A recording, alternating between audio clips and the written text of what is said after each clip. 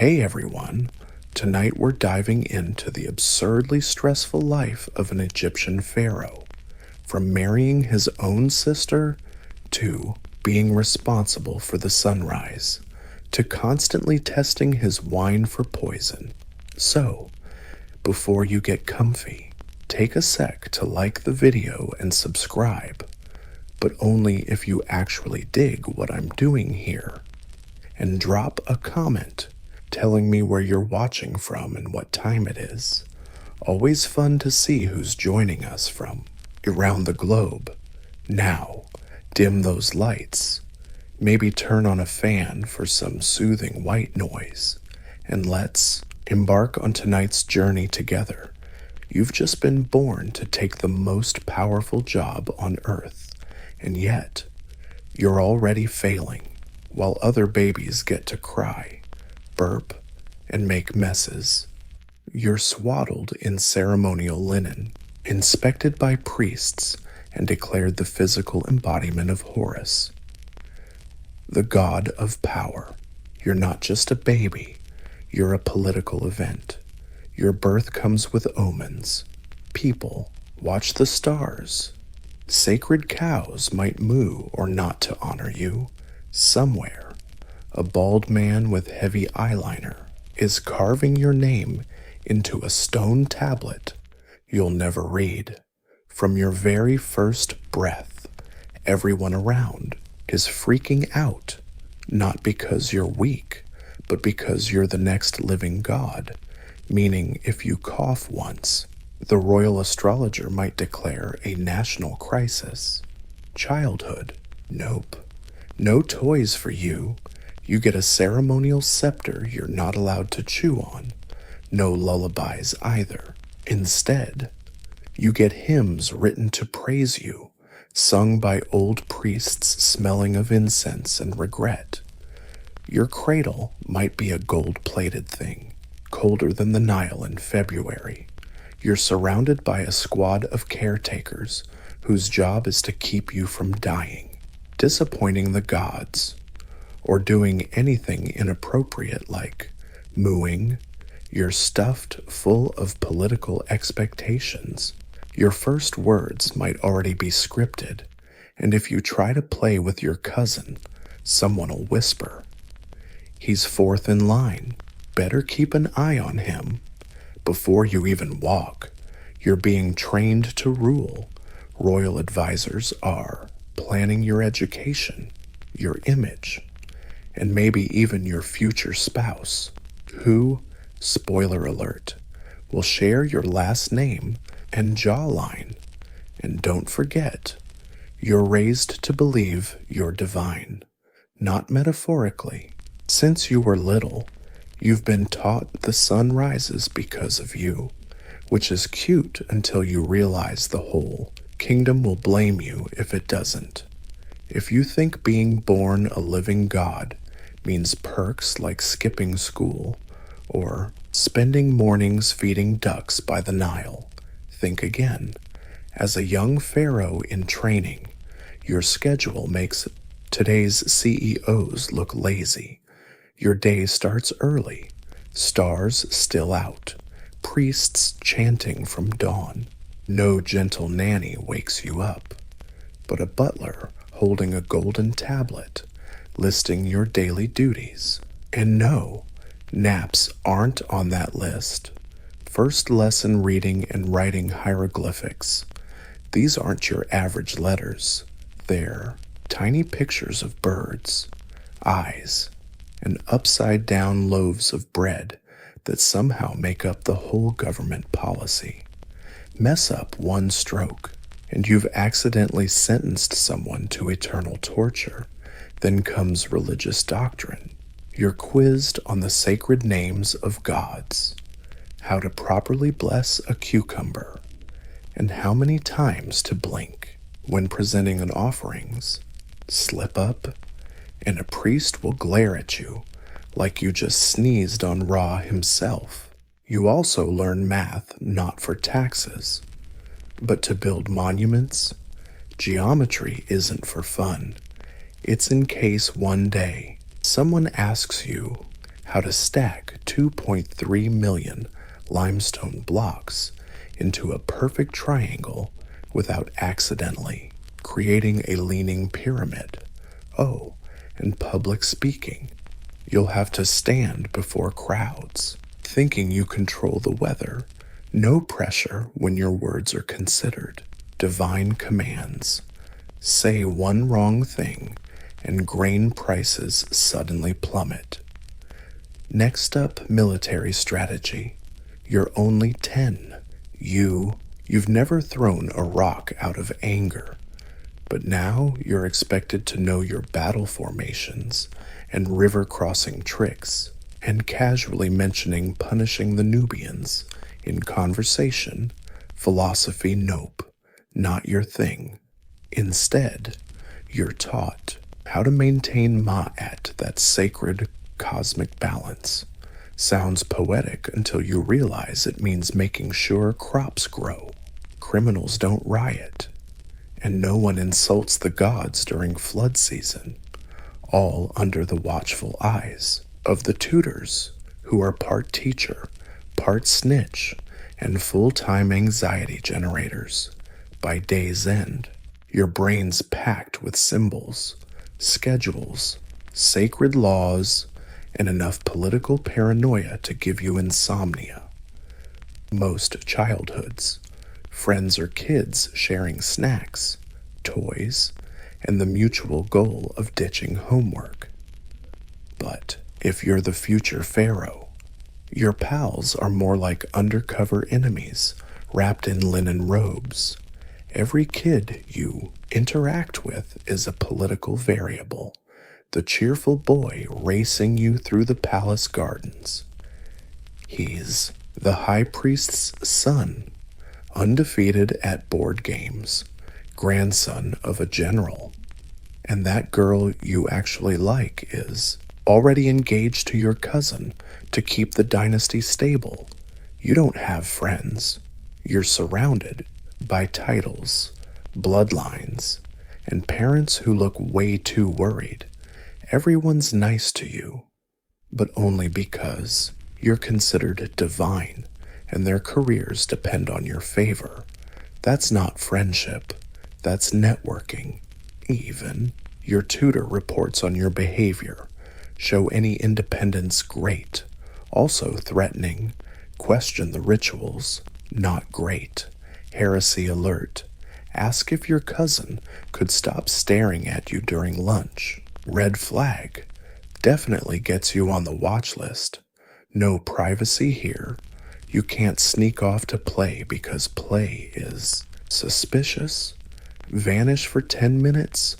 Someone's calling palace guards. After all, you're a god, and gods don't wander off unsupervised like some common farmer's goat. And heaven help you if you show favoritism. Invite one kid to play sonnet, and 3 others write angry hieroglyph letters. Say something nice to a noble's daughter, and suddenly there's gossip that you've picked your queen at 9 years old. So what do? You get cautious, polite, and politically neutral. You master the art of meaningless smiles and praise the fancy robes you secretly hate. You learn to make every friendship seem equal because if someone feels slighted, their family might plot against you over breakfast. Welcome to the royal version of having no new friends.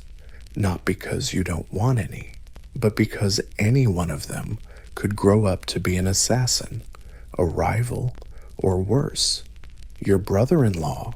Now, you're not just a prince, you're officially divine, not royal divine, the actual God on earth kind of divine. The priests confirm it, the scrolls say so, and everyone bows like you invented sunlight itself. Which sounds impressive until you realize no one asked if you're ready for that pressure.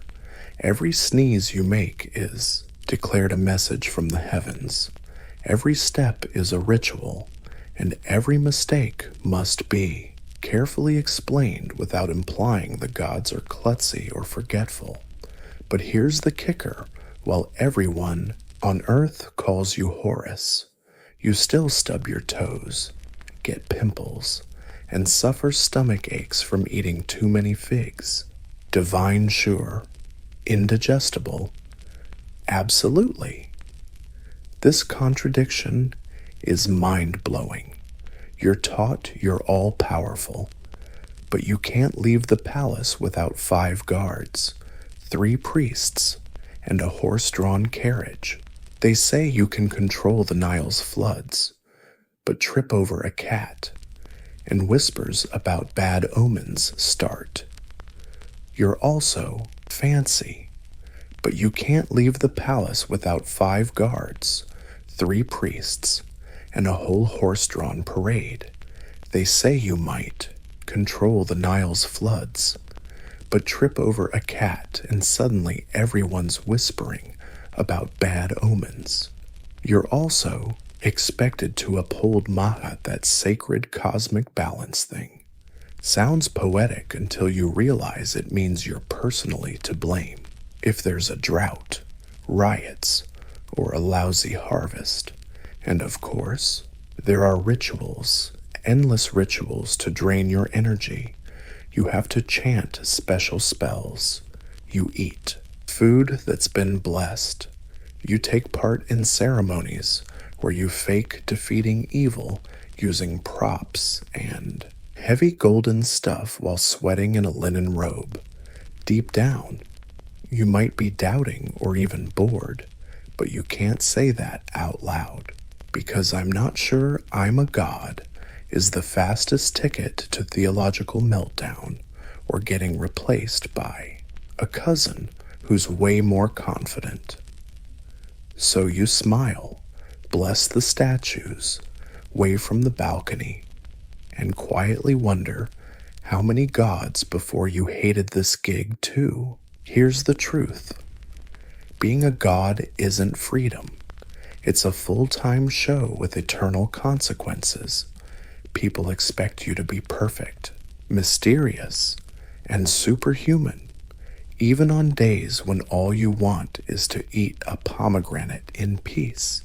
And nobody warned you that the higher you climb, the lonelier you get on the sacred mountain of expectations. So puberty hits, your voice cracks, your body's changing, and just when things couldn't get more awkward, your advisors show up with a scroll and a grin, announcing, or time to pick a wife. Best if it's your sister. Yup, your sister, following that noble tradition of keeping bloodlines pure, which is code for genetic disaster. You're now expected to marry a close relative, your aunt, half-sister, cousin, all totally legit dynasty politics, with 0 genetic counseling involved. Romance personal preference, not part of the ceremony. This is optics. You're awesome. She's awesome. And nothing screams sacred like holding hands with someone who probably shares your wet nurse at your wedding.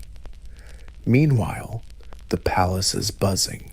Court officials argue which relative is least related. Like some twisted godly puzzle, priests are thrilled. The bloodline stays heavenly pure. Servants are betting. You're just trying to pretend this is normal. But things get better because it's not just about marriage. It's about the heir. Fast. You just sprouted your first chin hairs. Now there's pressure to produce a tiny pharaoh to keep this lineage going.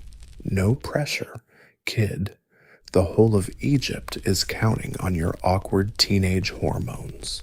And through all this, you must stay calm, dignified, and ceremonial, because you're not just a husband, you're a symbol of order, fertility, and cosmic power, especially during rituals, when you carry your bride who, just to remind you again, might be your granddaughter, alone, You might feel disgusted, confused, or just want to run into the desert and scream at the sand dunes.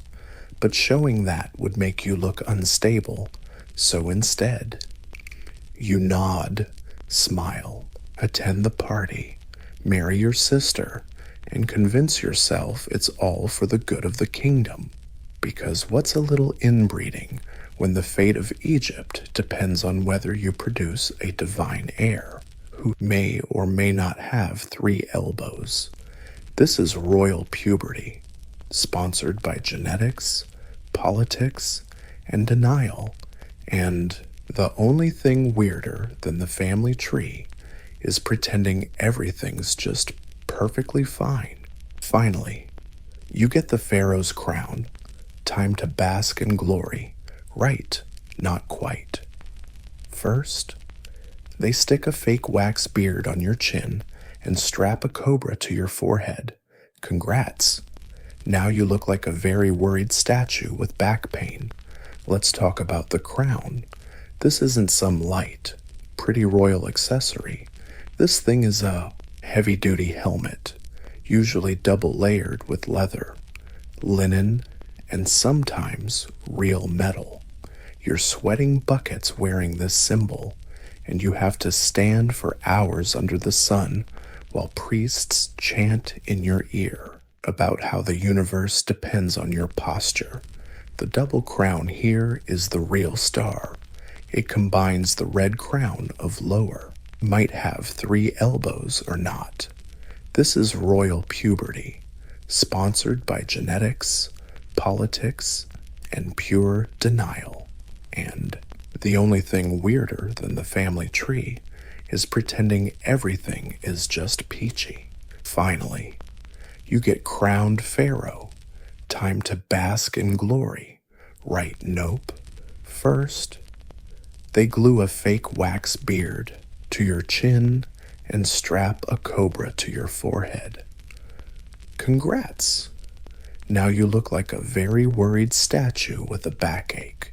Let's talk crowns. This isn't some light royal accessory. It's a serious helmet, usually double-layered, made from leather, linen, and sometimes real metal. You're wearing a sweaty, heavy symbol, and you have to stand for hours under the sun while priests chant cosmic stuff in your ear about how your posture affects everything. The double crown is the real star here. It matches the red crown of Lower Egypt with the white crown of Upper Egypt, symbolizing you rule it all. Looks cool on paper, but wrecks your neck. It's like balancing 2 helmets and a potted plant on your head. Then there's the ceremonial outfit. Long white robes, leopard skin belts, golden chest plates, all designed to impress the gods and overwhelm you. Linen sticks where it shouldn't. Gold doesn't breathe. And you're not allowed to. Sandals. Forget comfort.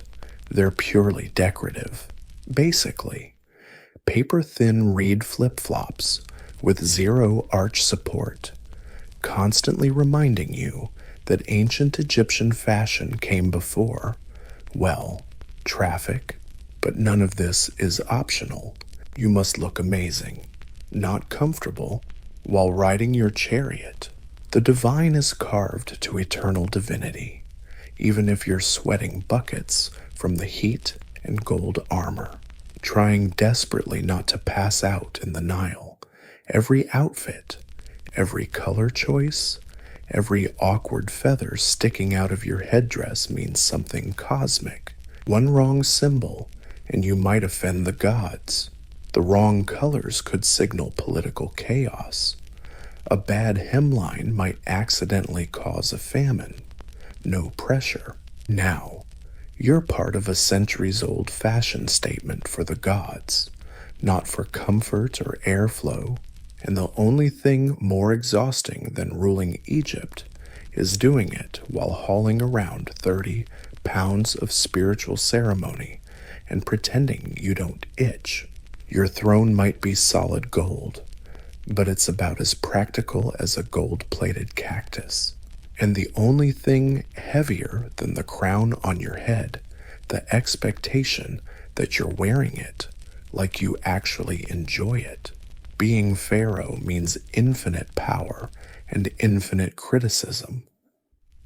Sure, you're worshipped as a living god, but the moment things go sideways, the whole kingdom stares at you like you personally shut off the Nile.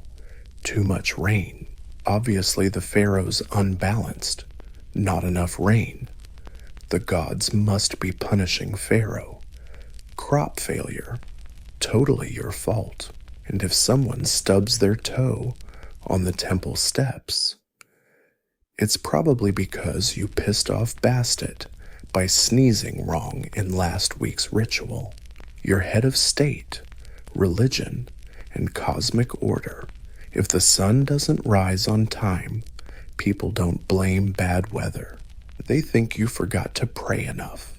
You have one job: keep the universe running smoothly, and you don't even know how to do that. Plus, your divine status means you can't admit ignorance.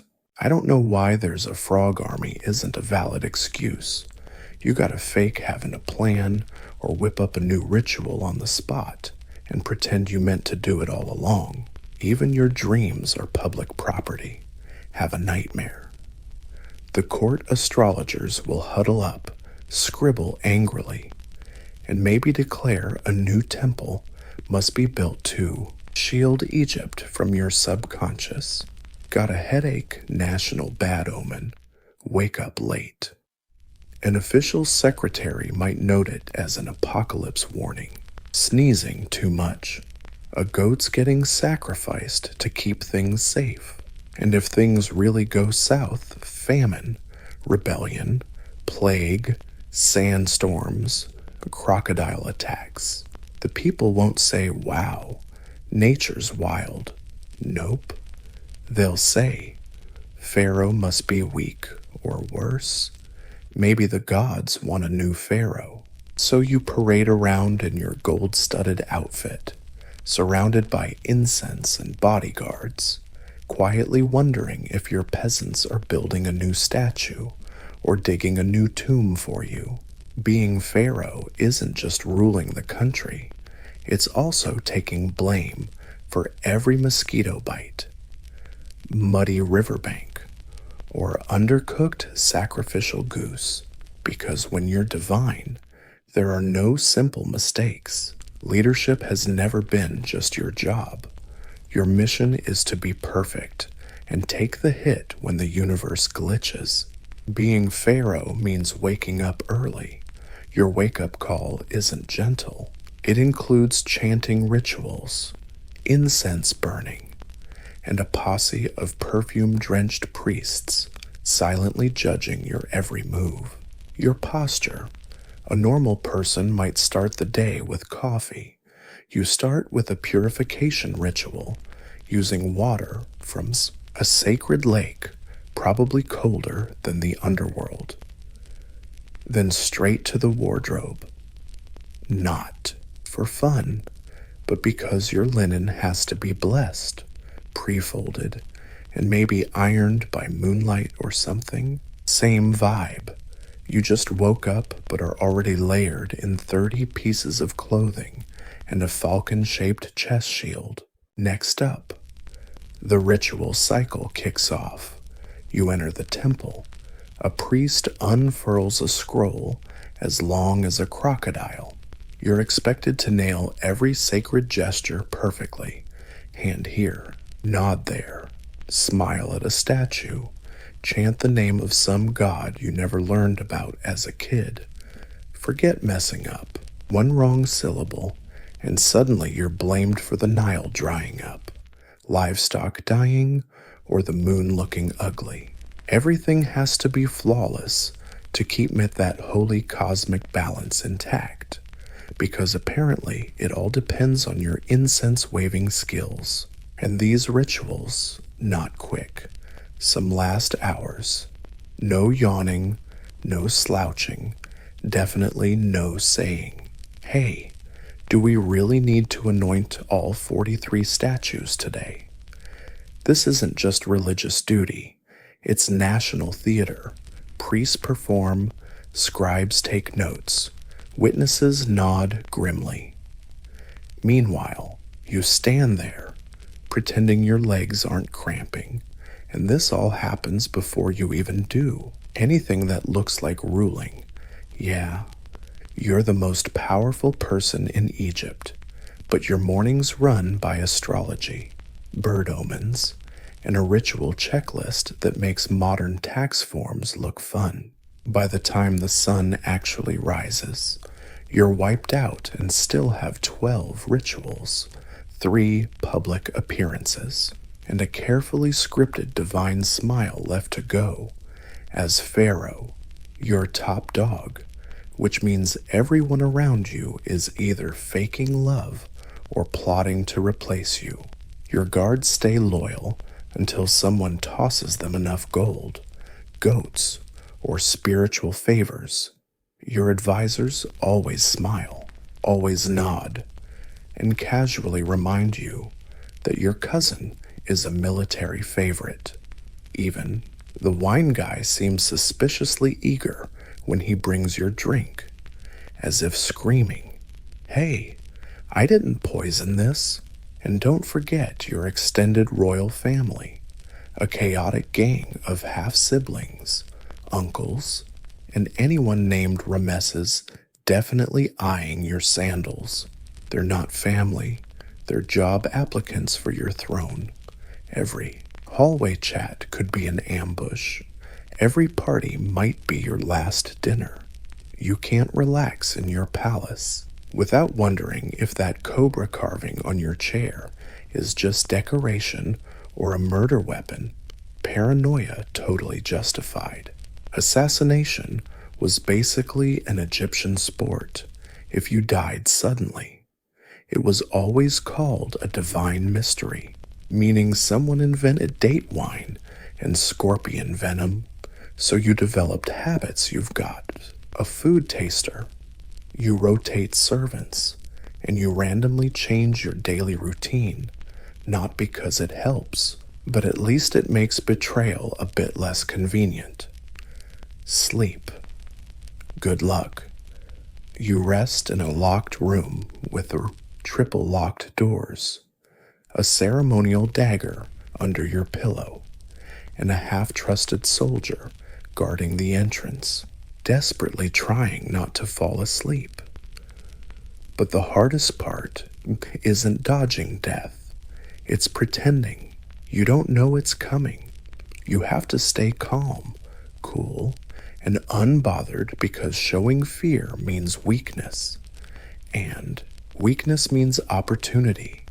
Every look, handshake, and well-timed compliment might be someone's stepping stone to your throne, and if you trust the wrong person, well, you won't have to worry about politics anymore.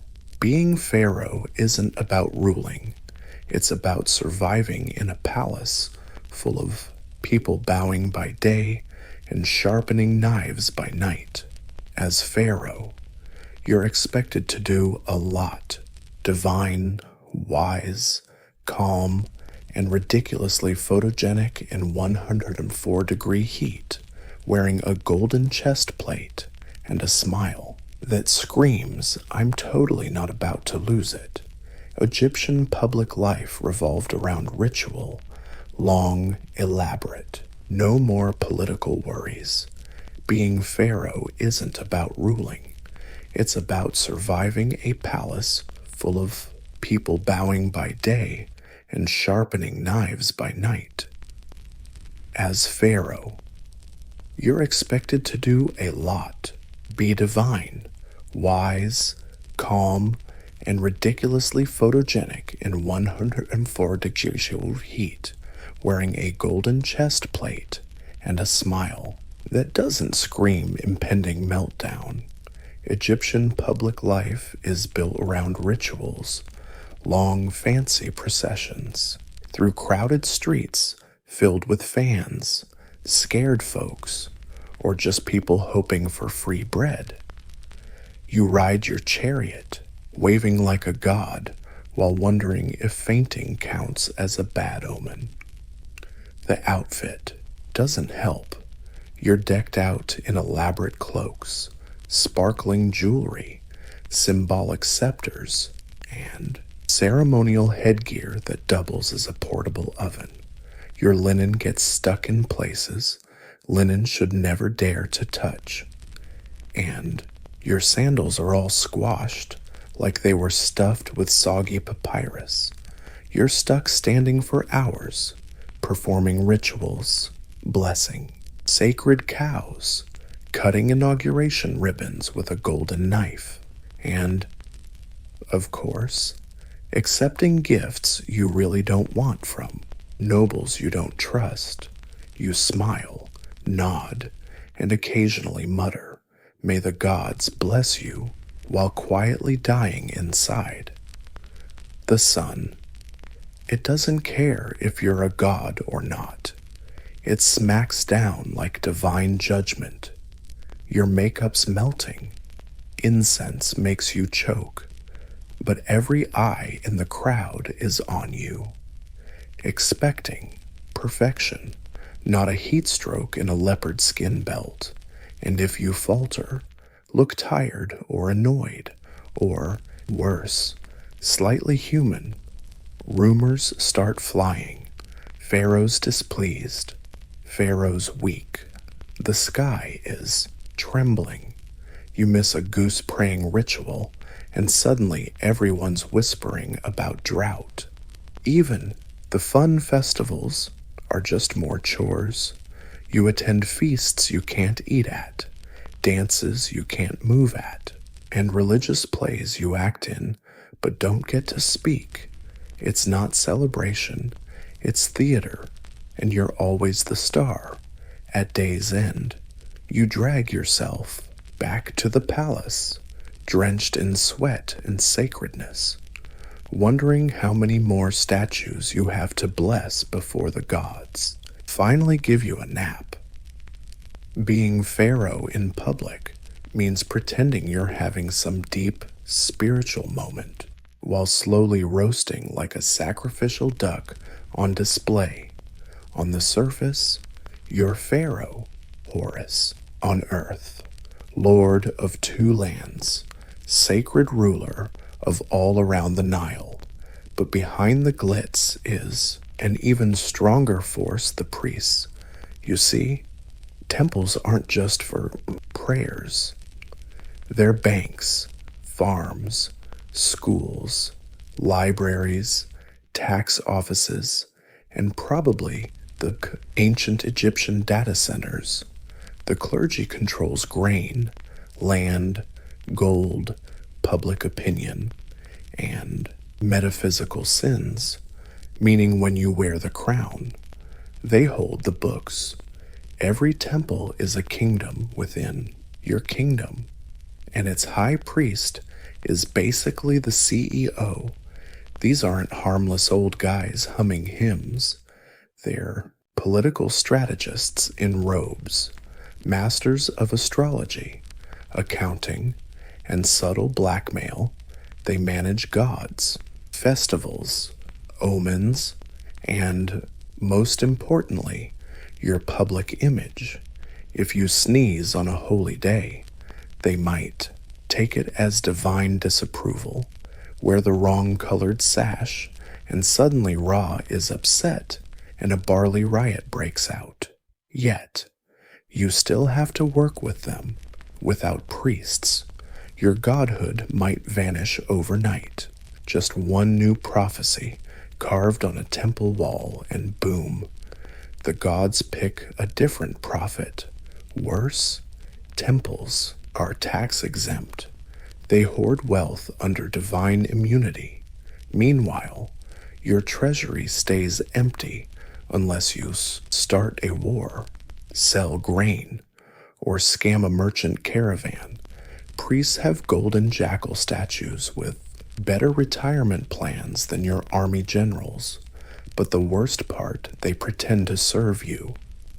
Pharaoh, they say they live only to uphold your divine will, while secretly redirecting resources, running spies, and advising your enemies to pray and plot treason. You're the head, the symbol of sunlight, the living Lord, and they're the committee deciding just how holy you get this week. Mess with the temples and the rebels. Obey the temples, and you slowly become their mascot. It's a power struggle with us incense and passive aggression. And the longer you reign, the more you realize stuff the gods might live in. Enemy of the prayers and even treason, you're the head honcho, the symbol of sunlight, the living Lord, and they're the committee deciding how holy you're allowed to be this week. Mess with temples and rebels. Follow temples, and you slowly become their mascot. It's a power struggle with the incense and passive-aggressive vibes. The longer you reign, the more you realize stuff the gods might live in heaven, but their accountants definitely live in Karok.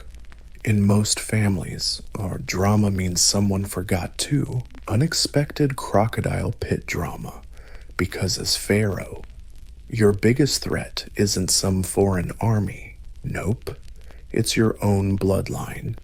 You grow up in a palace packed with siblings, cousins, uncles, and half-brothers, all convinced they deserve your throne. Some ambitious, some delusional, all dangerous. Succession total, nightmare fuel. Egypt didn't believe in firstborn gets everything.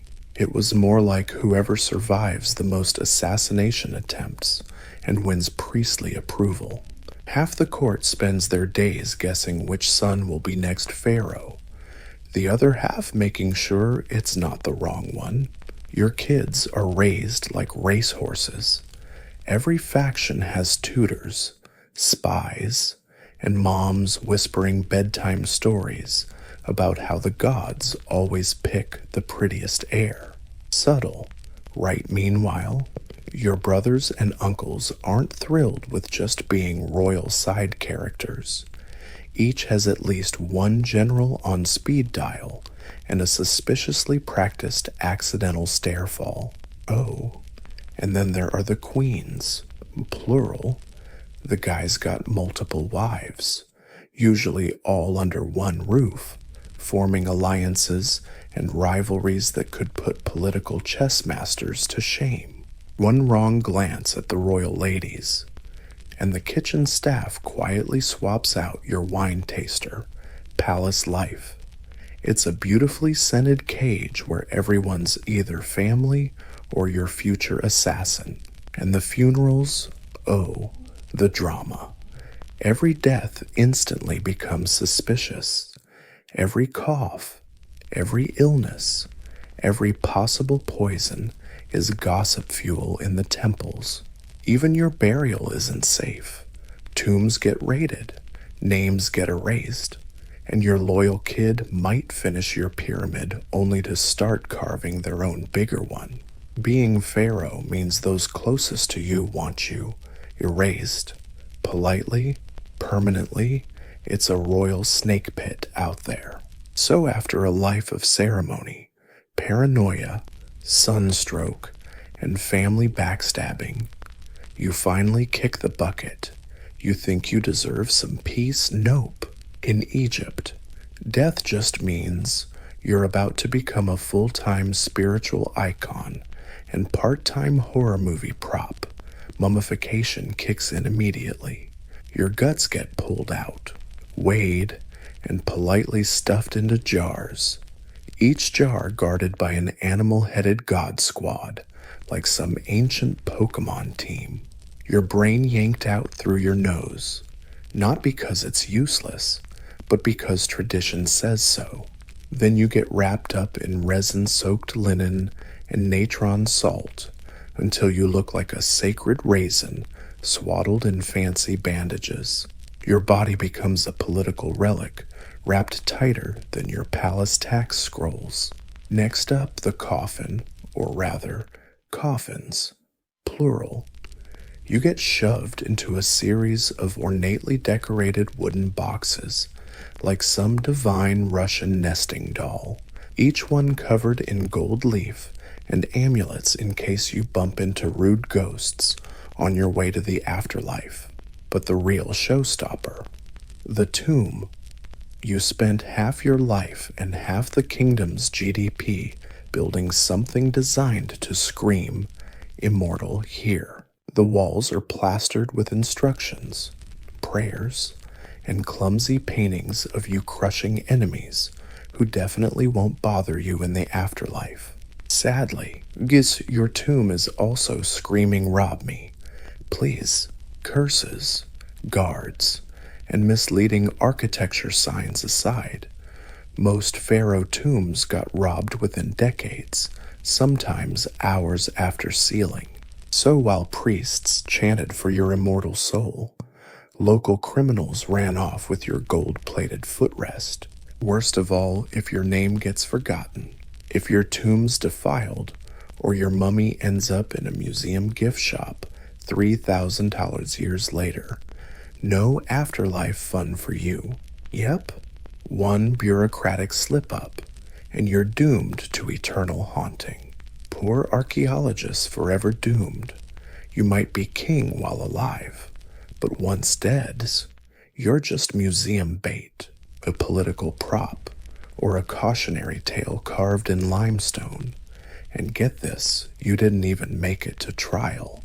As someone considered divine, you definitely spent a lot of time in mortal danger. Being pharaoh wasn't just about building temples and striking heroic poses by statues. Nope. It also meant personally leading your army, like hopping on a war chariot, slinging a bronze sword, and going to smack some foreigners before breakfast. The generals planned it out. The writers cooked up propaganda, but you had to show up and pretend you weren't shaking in your sandals, because divine power only works if everyone sees you leading the charge yourself. Even if you have zero clue how to hold a spear without looking like you're fishing for lost laundry. And forget hiding in a tent like some medieval king. No, you had to be front and center, swinging a ceremonial axe and yelling your sacred battle cry, usually something like, "The gods will crush you," while secretly praying this year's enemy doesn't have better archers. Even if the battle goes well, you can't just sneak back quietly. You need to parade home with prisoners, loot, and enough severed hands to impress the temple accountants. All that gets marched through the streets while you smile and try to look humble, yet terrifying. But what if you lose? Oh boy, that's a big problem, because pharaohs never lose. If you get wounded, humiliated, or heaven forbid, run away. The priests see it as divine wrath, or worse, a perfect excuse to replace you with someone not yet cursed by defeat. So now you're stuck in this vicious cycle. Raise taxes to fund the war, fight to protect your image, then build a monument to make the battle look way cooler if people notice you almost died. This method is expensive, exhausting, and absolutely terrible for your blood pressure. And here's the kicker: even if you don't want to fight, you usually have no choice. The generals demand it. The advisors insist. The gods send a dream. Or maybe the priests ran out of other work and decided it's punishment season again. You're not just pharaoh. You're the PR face for your country's war ambitions. And if you don't win, you better hope they bury you quickly. Because history doesn't cut heroes who come back empty-handed much slack. After all the rituals, wars, sibling betrayals, and hidden paranoia. You'd think history would at least give you a warm round of applause. Nope. The final insult of being Pharaoh is this: your legacy is totally out of your hands. You can build the biggest temple, carve your name on every pillar, and get buried under a mountain of gold, but just one jealous successor with a chisel, and poof, you never existed, name erased, statues defaced, achievements handed over to your grandson, who ruled for 6 minutes and claimed to be the son of the sun, and also super awesome. Name erasure isn't just petty, it's a spiritual murder. In ancient Egypt, if no one spoke your name, your soul couldn't reach the afterlife, meaning you weren't just forgotten, you were stuck in the vast universe because your grandson wanted your pyramid budget. And even if they don't erase you, they can rewrite your story. Suddenly, your disastrous battle is a glorious victory. Your chill personality gets upgraded to undeniable hero. That embarrassing crocodile incident, totally ignored. Future generations treat your legacy like a group project they didn't bother reading the notes on. People remember you not for who you were, but because you made others look better. And for some pharaohs, the real shame comes thousands of years later when their carefully guarded tombs get found by archaeologists and immediately opened. Their mummies, under fluorescent lights, their royal fingernails shipped off to museums. The golden coffin you spent your whole life preparing now serves as a display case for elementary school field trips. Your royal toenail clippings, you'll be tagged, cataloged, and maybe sold in a gift shop as a keychain. You ruled empires. You're a god. And now you're just a skeleton in an air-conditioned box while tourists butcher your name and wonder if your curse still works. Yeah, you were the living embodiment of divine order, the chosen one of Ra, Lord of Two Lands, and your greatest achievement, getting a travel blogger to totally butcher your story 3,000 years later. Harold Sigurdsson was born in 1015, shouting probably in a kingdom up in flames. Norway was a war zone. His half-brother, Olaf Haraldsson, fought tooth and nail to unite the country under one crown. Things didn't go smoothly. Nobles hated Olaf. The Danes wanted his head, and pagan traditions were cracking under Christian monarchy pressure. So baby Harold wasn't rocked in a comfy cradle, but launched into a world full of swords, shifting alliances, and bloody battles. His family, not your average royal squad. Dad Sigurd's sire was a small-time king, more farmer than fighter, but wealthy and respected. Mom Asta Gudbrandsdatter was the family's political mastermind, ambitious, sharp, and a devout Christian. And oh yeah, she was the mother of Olaf Haraldsson, who later became Saint Olaf. That made Harold a prince by blood and destiny, and a kid growing up watching a warrior king try to unify the land. From the start, Harold wasn't treated like a kid who might do something big one day. He was trained like a pawn in a bloody chess game. By 10, he could wield a sword. By 11, he was riding horses. By 15, he was riding into battle. Yep, to 15. That's the year Olaf lost his throne to Danish invaders and came back from exile in 1030 to reclaim it. He gathered a ragtag loyal army and marched straight into doom at the Battle of Stiklestad. And guess who tagged along Harold? just 15 riding beside his legendary big brother against a way bigger army. No war paint, no shiny armor, just a teen in chainmail with too many ideals and not enough fear. The battle was a disaster. Olaf died. Harold got wounded and probably traumatized, had to flee into the mountains with the survivors. And from that moment on, Harold was never a kid again. He became a fugitive, a survivor, and a man forged by failure. The Viking prince stepped onto the stage, not in glory, but in blood and retreat. This was not the end of Harold's story, just the opening act. After Stiklestad, Harold didn't disappear. He retreated, wounded and grieving. He fled east, crossing snowy Scandinavian mountains to the wide rivers and dark forests of Kiev Rus. For most Norwegians, that meant exile, but for Harold, it was a second chance. Back then, Kiev Rus was a rising power, influenced by Slavic, Norse, and Byzantine cultures, ruled by Yaroslav the Wise. Lucky for Harold, Yaroslav liked Viking royalty with complicated family trees. Even luckier, Yaroslav's court was packed with Norse mercenaries. Harold fit right in, but this wasn't a royal tea party. Harold signed up to fight and battled bandits, nomads, and rebellious princes.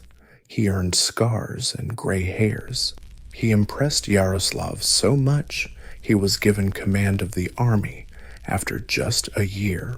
Maybe he also fell for one of Yaroslav's daughters, but we'll get to that later. The young Viking's reputation grew. Tall, fierce, and a tactical genius. While most warriors charged headfirst, Harold ambushed, knocked out, and waited for the perfect moment to strike. If you served under him, you'd learn discipline. If you faced him, you'd learn regret. By now, Harold had grown up and turned into a way more dangerous character than a reckless teen prince. He was the operator, an exiled lord with no throne, no homeland, and no master. But Rus was not where Harold planned to end his life.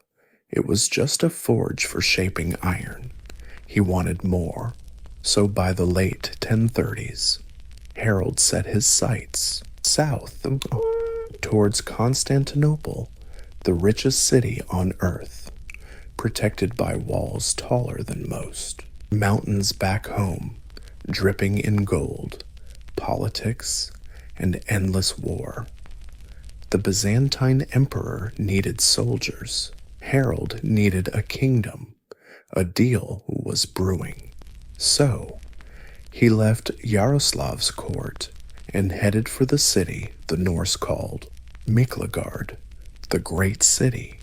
Not a pilgrimage trip.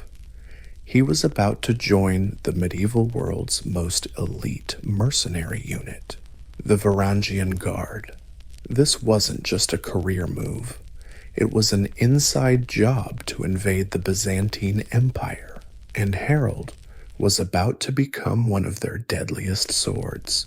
When Harold arrived in Constantinople in the early 1040s, he stepped into a world where even the richest Vikings looked like peasants.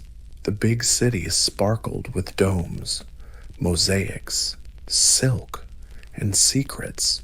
This was the heart of the Byzantine Empire, and Harold wanted a slice of it. He joined the Varangian Guard, a crack unit made mostly of Norse and Anglo-Saxon mercenaries. Their job, protect the emperor, fight for him, and always carry a sharp axe, just in case political drama popped off. Harold wasn't just some scruffy bearded brute. He rose quickly, his height, smarts, and brutal fighting style made heads turn. He didn't just survive in Byzantium, he thrived. In the following years, Harold Hardrada became a living storm.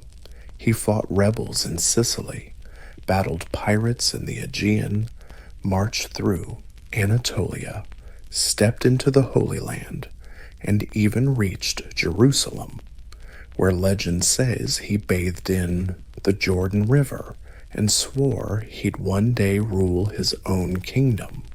But Harold didn't just swing swords. He was watching, learning, and scheming. Byzantine politics was a snake pit. Courtiers, generals, and soldiers stabbed each other in the back with smiles on their faces. While Harold couldn't outmaneuver the palace elite, he could outlast them. He was there through emperor swaps, civil unrest, and shady palace coups, and through it all, he kept climbing. He also got very, very rich loot, bribes, gifts. Some say he even stashed treasure in Constantinople to grab later. He wore silk, not furs, gold, not copper. This was no Viking kid running from Stiklestad.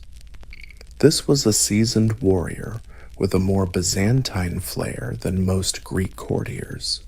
But Harold would never be satisfied guarding someone else's throne. And when the emperor started seeing him as a threat, just a foreigner with too much gold and too many friends, Harold decided it was time to leave. He escaped Byzantium the only way he'd survived everything else, with a mix of guts, strength, and pure Viking stubbornness. He spent nearly a decade fighting for emperors. Now he'd fight for himself. Next stop home, Norway. And this time, he wasn't coming back to beg. He was coming back to rule. By 1045, Harold Hardrada was no longer anyone's lackey. He returned to Scandinavia as a battle-hardened lord, dripping Byzantine gold, leading a band of strange mercenaries, and carrying enough battlefield experience to make most kings look like amateurs. But Norway wasn't exactly rolling out the red carpet. At that time, Norway had a king, Magnus the Good, the illegitimate son of Saint Olaf, and Harold's half-brother. Magnus held the throne pretty firmly, young, popular, and had united Norway and Denmark under his rule. But what he didn't have was the experience, wealth, or ambition of Harold. So Harold did what any self-respecting Viking would do. He hired an army, using his Byzantine treasure. Harold recruited warriors from across Russia and Sweden. Then he struck a deal with Svein Estridsson, Magnus's rival in Denmark. Harold would help Svein reclaim Denmark, and in return, Svein would back Harold in his challenge against Magnus for Norway. Medieval politics complicated alliances built purely on mutual backstabbing and longboats. But Harold didn't really need to invade. Magnus, sensing a bloody civil war brewing, made a surprise move. He offered to share the throne with Harold, a power-sharing deal that was never meant to last. They ruled Norway together with all the tension of a forced marriage between a peace-loving king and a war machine making a comeback, like trying to split a crown between a monk and a lion, and Harold not the monk. By 1047, just 2 years after their rocky partnership ended, Magnus suddenly died. Some said illness, others whispered poison. Harold didn't waste any time crying. He snatched the Norwegian throne without batting an eye, and made it crystal clear he was now king of the soul. But he wasn't satisfied yet. He wanted Denmark too, and so began nearly 2 decades of war between Harold and Svein Estridsson raids. Battles, skirmishes. Harold hit the Danish coast with the same energy he once brought to Arab fortresses, burning towns, seizing ships, leaving no village unlooted. Yet, he never held the land for long. Denmark resisted. Svein was still alive, and that throne stayed just out of reach. But Norway was his, and Harold ruled it like a guy who'd spent 20 years fighting to wear the crown. But he hadn't forgotten England. Soon enough, his eyes turned west. By the late 1040s, Harald Hardrada was king of Norway. Not just some lord-turned-king, but the very last real Viking king. He ruled with Byzantine discipline, Russ ferocity, and the ambition of a man who never forgot what failure felt like. His reign wasn't exactly a walk in the fjord. Harold raised taxes, centralized power, and crushed feudal resistance. Nobles who opposed him either knelt or disappeared. He used his wealth to maintain a standing army and a fleet, a luxury unheard of for Norwegian kings back then. He built churches, minted coins, proving Norway wasn't some remote northern outpost anymore. It was a real kingdom with some serious bite. But Harold's idea of kingship was classic medieval politics. He wanted loyalty, but only after obedience. He wanted peace, but on his terms. If a local chief challenged him, Harold sent the army. If peasants protested taxes, they met swords and spears. He wasn't a tyrant, just a Viking royal with imperial instincts. And honestly, the Norwegians probably didn't know what hit them. But his reign wasn't all steel and fire. Harold was cultured too. He wrote poetry, mostly about himself, and supported scholars who immortalized his deeds in verse. He kept trade routes alive across Europe, and then even reconnected with the Byzantine court, just in case his treasure needed an audit. And he never stopped warring with Denmark. Every summer, like clockwork, he launched another raid, sailing down the Danish coast, burning villages, mocking Svein Estridsson, a yearly reminder that the guy still owed him a debt. These campaigns weren't about conquest anymore, more about pride. Harold couldn't let go, and Svein refused to die, but even Harold knew he was getting old. By the early 1060s, he started prepping his son, Olaf Kira, to take over. Maybe he hoped to rule a few more decades, retire in legend, maybe die peacefully in his sleep, surrounded by gold and loyal warriors. But then, 1066 happened. England went up in flames. Edward the Confessor died without an heir. Competing claims popped up left and right, and Harold, now sporting silver at his temples but sharp as a spear, saw his last big chance. He wasn't just after Norway or Denmark anymore. He was heading for England. 1066 wasn't just a year, it was the year that turns a king into a legend or a pile of bones. And Harold Hardrada, almost 50, but still as tough as a bear, ready to roll the dice one last time, Edward the Confessor, King of England, died childless. The throne became a hot mess. Harold Godwinson claimed it. William of Normandy was gearing up to invade. But then Harold shows up from the frosty north, because why not? He had a half-baked claim thanks to some old deal with King Knut of Denmark, who once ruled England, legally sound, not really, but in Viking logic. A claim plus an army equals a throne, and Harold brought an army. He teamed up with Tostig Godwinson, his bitter exiled brother, the new king of England. Tostig promised English support. Harold promised steel, with about 300 longships and over 10,000 warriors.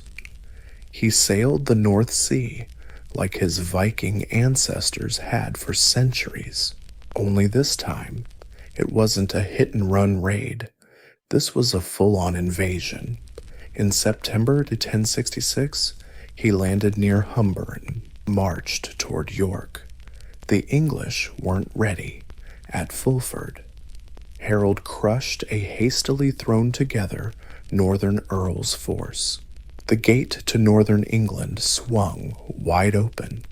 York surrendered. The old Viking magic was back. Harold was feeling pretty confident. This wasn't Byzantine political nonsense or Danish stalemate. This was brutal conquest. He camped at Stamford Bridge, demanded hostages be sent over. Then surprise, Harold Godwinson, King of England, marched his army north from London in less than a week. He arrived at Stamford Bridge on September 25th, catching Hardrada's troops completely off guard. Many Norsemen had ditched their armor, expecting talks, not a fight. What happened next was savage. The Vikings fought ferociously, but they were fewer and totally unprepared. Legend says one crazy warrior held the bridge alone, buying time, but even Viking guts have limits. In the chaos, Harold got an arrow right through the throat. The Viking thunderhead fell in battle, swinging his sword till the very last second. This was the last great Viking invasion of England, and with Harold's death, the Viking era died with him. On September 25th, 1066, Harold Hardrada met his fate in a grassy field near Stamford Bridge, along with the last true Viking dream of conquest. That day was supposed to be about negotiating. Harold had left his iron armor behind, basking in the victory vibes at Fulford. His men were chilling. The weather was nice. England seemed ready to be conquered. Then came the dust cloud. Harold Godwinson pulled off one of the fastest military marches in medieval history. He and his troops covered nearly 200 miles in under 4 days, and they didn't sneak in quietly. The English caught the Norwegians totally off guard, scattered, and barely armed. What followed wasn't a battle. It was a massacre. Still, the Vikings refused to quit. They fought like men who knew the North Sea was too far behind them.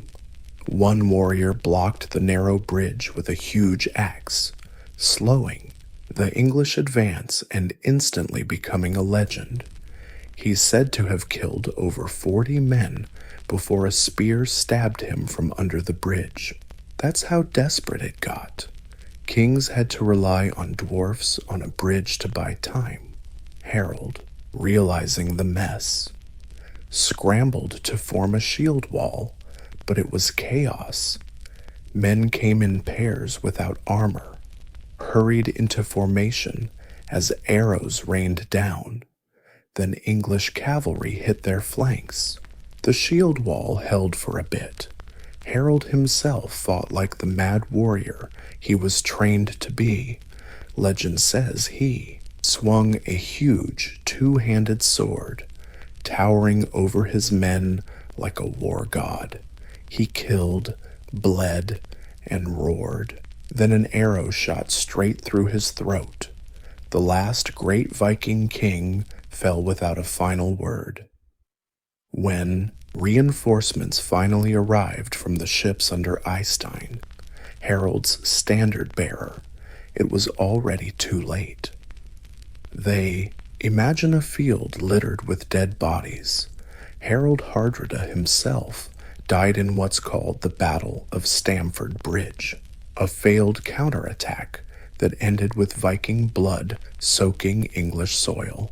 Out of Harold's 300 warships, only 24 were needed to haul the survivors back to Norway. The message was crystal clear: the Viking Age was over. The dragon ships sailed home, but their fire was out. Harold Hardrada's death at Stamford Bridge didn't just end a campaign, it closed a chapter in world history.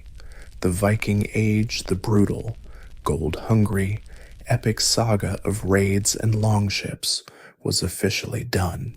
And fittingly, he died far from home, sword in hand, lungs full of blood.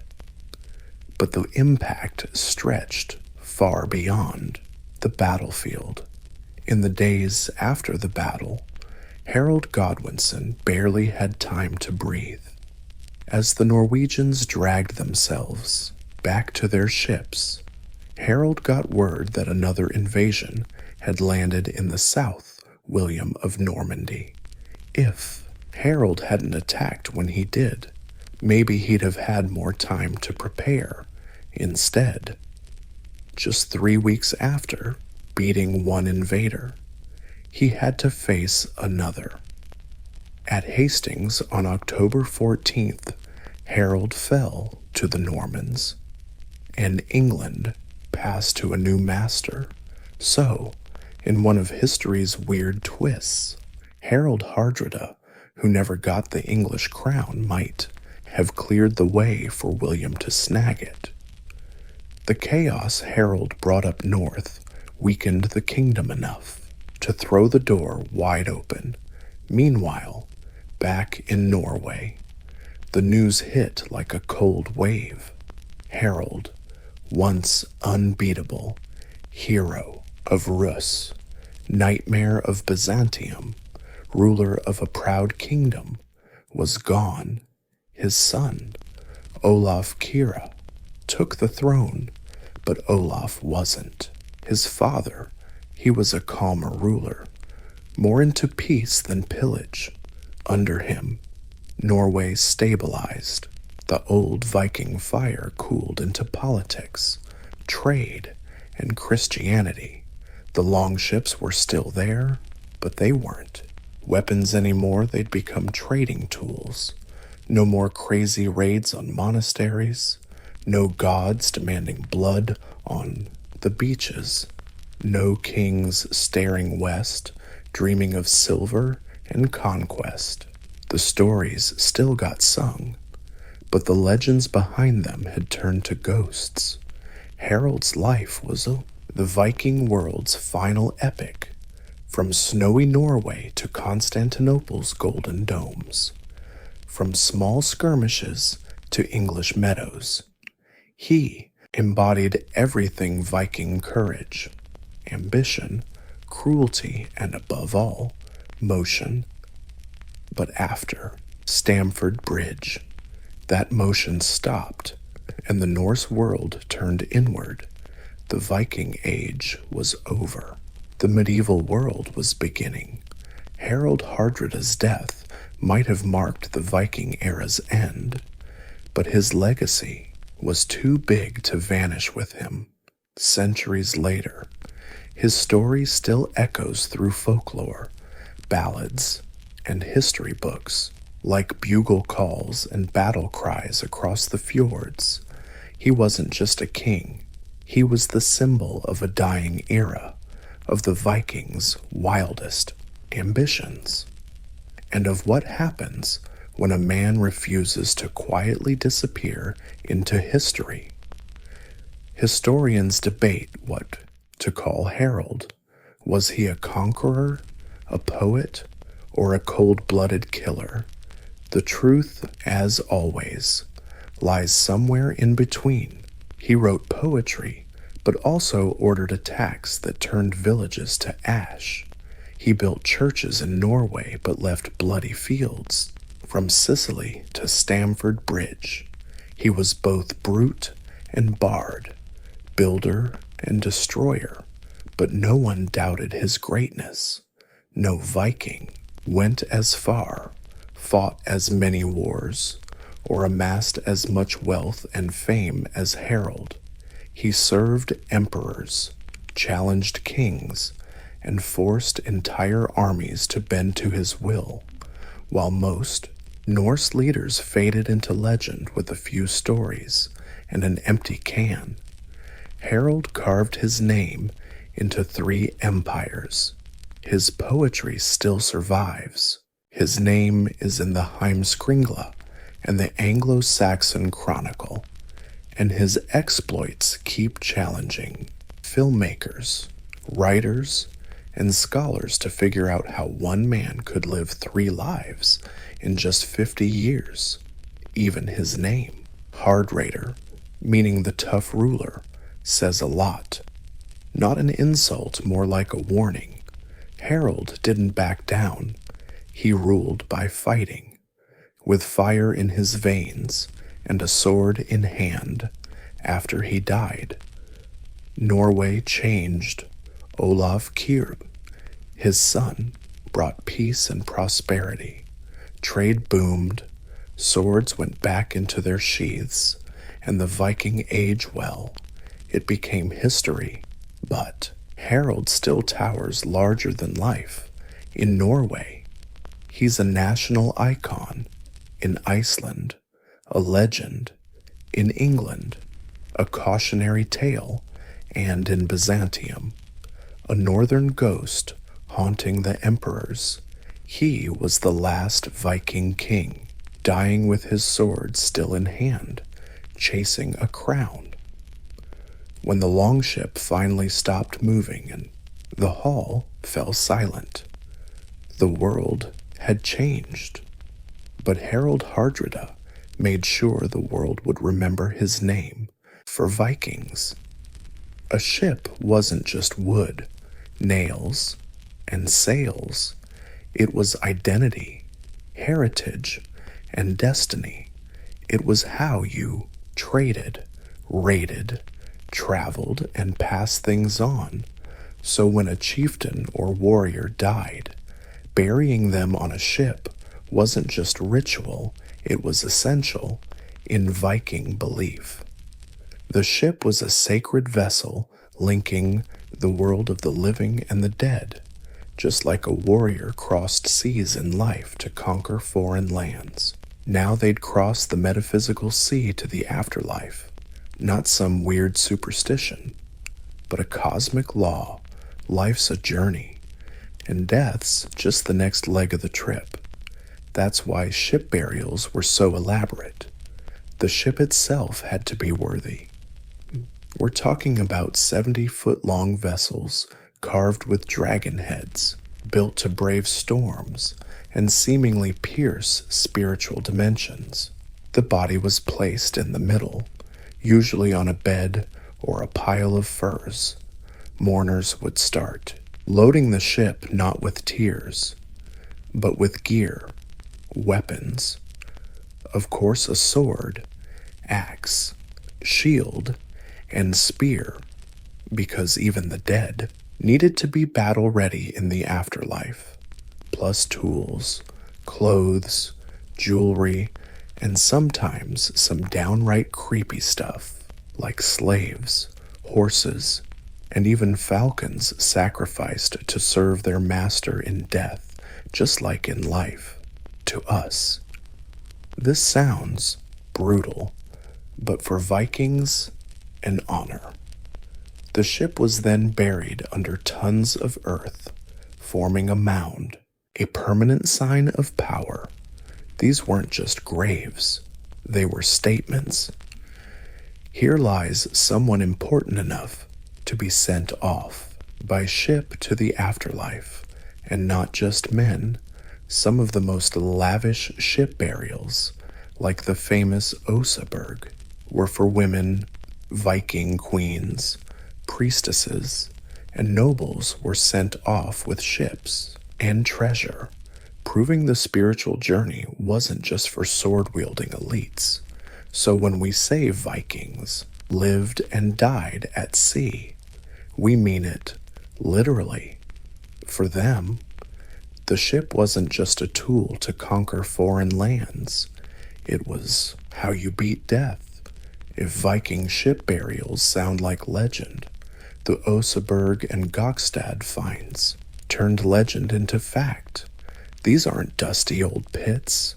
They're time capsules, perfectly preserved ships pulled up from beneath Norwegian soil, packed with splendor, secrets, and that unmistakable whiff of heritage. Let's start with the Oseberg ship, dug up in 1904. When farmers began digging near a burial mound in southeast Norway, they didn't expect to find a 70-foot-long dragon ship, but there it was, perfectly preserved under clay, barely touched by time. The bow curved like a serpent, its surface covered in intricate carvings. The craftsmanship, mind-blowing. This wasn't a warship. It was a royal funeral carriage for someone special. But here's the kicker. The Oseberg burial held 2 women, an older one, possibly a noble or royalty, and a younger woman, maybe a servant or a high priestess. The older woman might have been a queen or a powerful Viking female sailor. Her body was wrapped in silk and wool, surrounded by sleds, chests, buckets, animal bones, and even an elaborately decorated wheeled cart that looked like a cathedral window. 2 sacrificial cows chill at the ship's prow. This isn't your quiet, somber funeral. Nope, it's more like a cosmic welcome party. Then there's the Gokstad ship, discovered in 1880, way more battle-ready, sleek, nimble, and armed to the teeth. Inside, they found the skeleton of a guy around 40, maybe a chieftain, maybe a warrior king. His identity, still a mystery, but he got a fancy send-off. Shields lined both sides of the ship, next to beds, weapons, chess pieces, and the bones of 12 horses, 6 dogs, and even 2 peacocks. Yes, peacocks. These ship burials spill way more tea than just wealth. They reveal beliefs. The Oseberg burial talks about women's power and rituals. The Gokstad ship screams status, conquest, and global trade. Together, they show how Vikings linked death with travel. The afterlife wasn't a waiting room, it was a destination. These weren't just graves, they were power statements, underground temples on display. And that's just the start. Viking funerals, not your sad goodbye. They were spectacles, theatrical rituals designed to launch the dead into the next world and make sure the living never forgot their name. Ship burials were the main event. It all starts with the body. The dead weren't just tossed on a pile of wood on a whim. Their bodies got cleaned up, dressed nicely silk if you could swing it, otherwise embroidered wool, and usually decked out with jewelry or status symbols. Sometimes they even posed like they were napping peacefully, clutching weapons, or sitting upright in ritual posture. Then came the ceremonies, and this is where things got bloody. Stories like those from Arab traveler Ibn Fadlan give a chilling peek into Viking funeral rites, especially for the Rus, a Norse group in Eastern Europe. In one tale, when a chieftain died, a slave girl either volunteered or was picked to join him in death. For days, she lived like royalty bathing, dressing up, parading around. Then, at the funeral, she was sacrificed, strangled, and stabbed in a horrific ceremony with chanting, drumming, and booze-fueled dancing. Animals didn't get a free pass either. Horses were killed to carry souls along. Dogs, hawks, even cows acted as companions or protectors in rare cases. The ships were surrounded by stone circles, thought to mark the boundary between worlds. As for the ship itself, it wasn't always buried intact. Sometimes it was set on fire, blazing up and pushed out to sea in a fiery farewell, lighting up the night sky. Other times, it was placed in a pit and covered with stone or earth to form a burial mound. The choice depended on status, location, and sometimes plain old practicality. Burning a longship isn't cheap. These funerals weren't just religious, they were political. A big funeral was public power flex. The message: this wasn't just any man. This was a dude whose death shook the earth, whose journey to the gods earned serious props. Ship burials were fierce, beautiful, and deeply spiritual. They didn't just send the dead off, they launched them like stars into eternity. Thanks, Hollywood. Most people picture Viking funerals as exactly that: a burning longship drifting out to sea, flames licking the sky while tough warriors watch from shore. Cinematic, dramatic, mostly fiction. So what's the reality turns out? Ship burials, not cremations, are way more common in the archaeological record. Burial mounds like Oseberg, Gokstad, and Thun show longships carefully placed underground, stuffed with grave goods, then covered with soil or stone. And these weren't one-size-fits-all. Some ship graves are huge and lavish, others are simple and modest. But the key: preservation. The ship wasn't destroyed, it was turned into a tomb. So where does the fiery goodbye come from? That warm farewell mostly comes from literary sources like Icelandic sagas and eyewitness accounts from foreigners. For example, the Arab diplomat Ibn Fadlan. Gokstad and Thun reveal these longships carefully buried underground, stuffed with burial goodies and covered with dirt or stones. These aren't one-size-fits-all deals. Some ship burials are downright massive and flashy. Others are simple and humble. But here's the kicker: preservation. The ship wasn't destroyed. It was turned into a grave. So where does this whole burning thing come from? That fiery farewell mostly comes from literary sources like Icelandic sagas and foreign eyewitness accounts. For example, the Arab diplomat Ibn Fadlan describes the funeral of a Russian chieftain, where the chief's ship goes up in flames, along with the body and some sacrificial victims on board. But even that story is complicated. Maybe it wasn't a whole ship, just a symbolic structure shaped like one. Burning a ship probably happened, especially where burial was tricky or fire had symbolic meaning. Cremation at sea makes sense if land was scarce or the person wanted a dramatic reunion with the gods.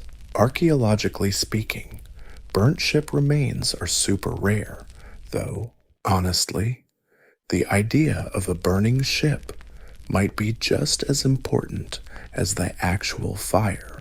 Fire was sacred to the Norse, purifying, transformative. A burning ship wasn't just a bonfire, it was a spiritual engine, sending souls up in smoke to the gods above. But burial had perks too. It preserved legacy. It left a physical marker survivors could visit. A burial mound was a landmark memory pressed into the earth. And that mattered a lot in a society obsessed with honor, lineage, and tradition. So which was real? Both. But buried ships left a historical footprint. Burning ships, just smoke and legends. Forget that Viking lady waiting at home, weaving by the fire. When they died, Norse women could inspire awe, fear, and ritual just as much as when they lived. Nowhere's that clearer than in Viking women's ship burials, especially those with status equal to or above men. The Oseberg grave is the shining example. Dug up in 1904, it held not one but two women, an elder and a younger, buried in one of the fanciest Viking ships ever found. The ship itself was a masterpiece, broad curves, carved dragon heads, planks fit for a king. But this wasn't a warrior's grave. Maybe it was the lair of a queen or a witch, a satyr, a prophet walking the line between worlds, and the grave goods wands, staffs, mysterious animal bones screamed ritual and magic. If the main lady really was a satyr, the burial honored not just political power, but spiritual power too. In Norse society, that could be as influential as swordplay. And then there was the bling, sleighs, carts, textiles, fancy tapestries, imported silk, ceremonial beds, sacrificial animals all piled around her, like she wasn't just going to the afterlife. She was going to rule it. Other graves across Scandinavia back this up. Queen Gosel, buried near Stavanger, had gold jewelry, imported bronze, and top-notch horse gear. Her serious status practically glowed. The laid by ship hints at high-status women burials, and scholars are still debating if some fully armed warrior graves were actually women. DNA evidence from a grave in Birka, Sweden, showed a high-ranking warrior buried with full weapons was biologically female. So what does this tell us? Viking women could hold power and carry it with them. Noble, queen, nun, or shield maiden. They weren't excluded from ship burial rituals. They were the focus. They didn't just go with kings when they died. Sometimes they were the kings. When a Viking was buried on a ship, they didn't go solo. They took a curated collection of stuff they might need, want, or deserve in the afterlife. But it wasn't just swords and silver. These ships were time capsules, giving us a weird and wonderful peek into Viking life and death. First up, weapons.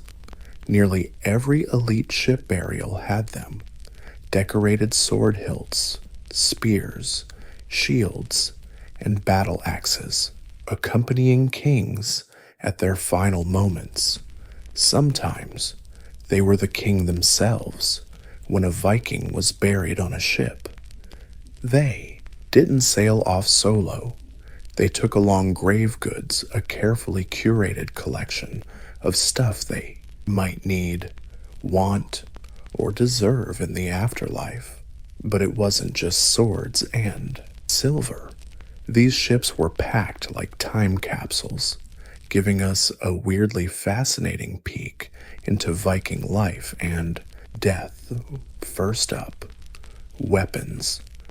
Almost every high-status ship burial had them. Decorated sword hilts, spears, shields, and battle axes. But these weren't just backup gear for a ghostly Valhalla brawl. They were a statement. The sword showed the dead had power, status, and honor. Sometimes the blade was deliberately bent or broken, not out of disrespect, but to kill the weapon and send it with the owner to the next world. But weapons weren't the only tools packed for this final voyage. Everyday stuff came along too. Combs, cooking pots, whetstones, even board games. These burials didn't treat the afterlife as some endless battlefield. The dead might still need to look good, cook a meal, or kill time with a quick game of Nefertiti while waiting for Ragnarok. It was basically a full-service send-off. Then, there were animals, lots of animals, just at the Gokstad burial site. Archaeologists found remains of 12 horses, 8 dogs, and 2 peacocks. Yep, peacocks. Horses to ferry the soul, dogs as loyal companions, and peacocks, well, they were probably status symbols, or maybe just someone's way of saying, "Look at me, even in death." The most unsettling grave goods, humans, slaves, servants, or companions, were sometimes sacrificed and sent off on the ship with the deceased. Whether they went willingly is still debated, but their presence says a lot about Viking beliefs in post-mortem duties. Everything in a ship burial was chosen for a reason. It told a story. This guy was a warrior. That one liked fancy clothes. This one had wealth. That one had power. Grave goods weren't junk. They were the ultimate biography, written in gold, iron, and bone, and once packed, sealed, and buried. The ship became an underground floating home. When you think of Viking ship burials, you picture the fjords of Norway. But these elaborate customs weren't just local. From icy Scandinavia to Eastern European river valleys, Viking ship burial styles varied, each fitting local traditions, landscapes, and power structures. Let's start with Norway, home to the most famous ship burials like Oseberg and Gokstad. Big ships covered by earth mounds, buried with kings, queens, and nobles. Norway's rugged terrain preserved wood and grave goods for centuries. The focus was on grandeur, big burial mounds, and mythically carved ships. The goal wasn't to hide the dead, but to flaunt their status to the living. In Sweden, ship burials had a slightly different flavor. At places like Vendel and Valsgärde, ships weren't always buried intact.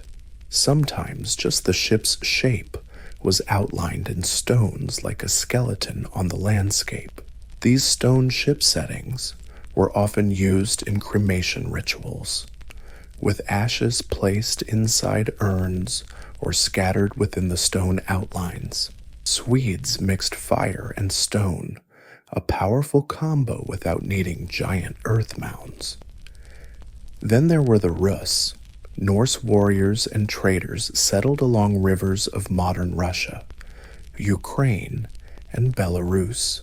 The best account of their customs comes from Ibn Fadlan, who witnessed a dramatic ship-burning ceremony on the Volga River. While full ship burials are rarer in the East archaeologically, cremation mounds shaped like ships and grave goods reflect the same core values: a journey, a transition, and a spectacle.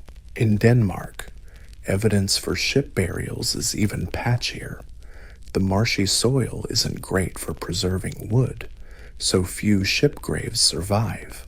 But stone ship settings and elite graves with maritime symbols show the practice probably continued, albeit less grandly. Even in Scotland, Ireland, and parts of the Baltic Sea, boat-shaped graves appear, sometimes real ships, sometimes just stone outlines. Wherever Vikings traveled, they brought their belief in the ship as the ultimate ride on water, timeless and death-defying, required large earthen works.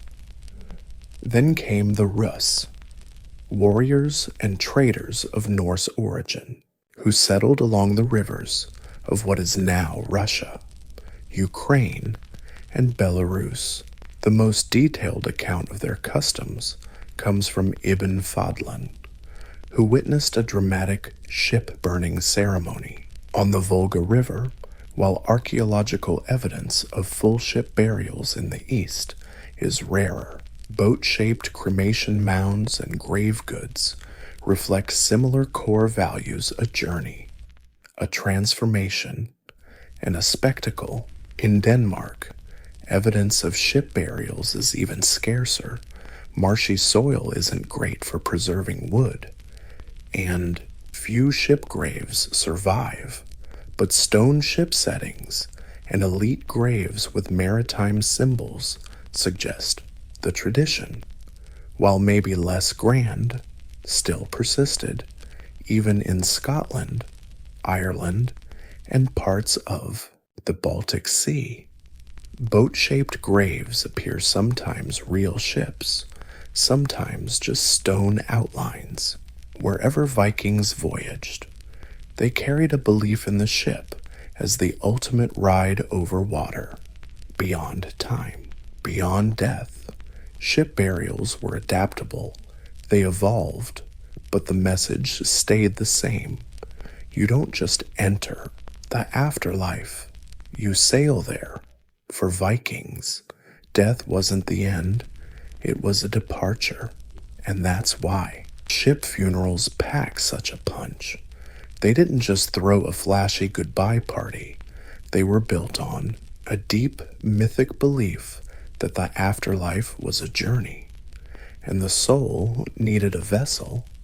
In Norse cosmology, the world was shaped of water, from the ocean surrounding Midgard to rivers slicing through kingdoms. Everything flowed. Life sprang from the sea, and so did death. So it's no coincidence Viking ships weren't just war machines or trading boats, but spiritual bridges. Take Naglfar, the ship made from dead men's fingernails, set to sail at Ragnarok to stir up trouble for the gods, or Skidbladnir, Freya's magic ship that folds up to fit in a pouch, but always catches a good wind. These legendary ships weren't just stories. They shaped real-world practices. Every longship buried echoes myths, turning legend into ritual. Being buried on a ship meant you were going somewhere.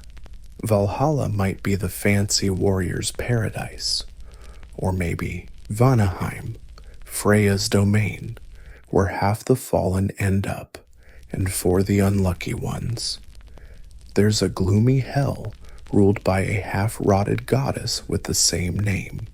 Wherever your soul lands, it doesn't stroll, it glides. And this sea journey wasn't just for elite fighters. Even simple cremations often featured stone or wooden ship shapes to mark the dead's passage through invisible waters. The ship is a living metaphor, cutting through waves and worlds.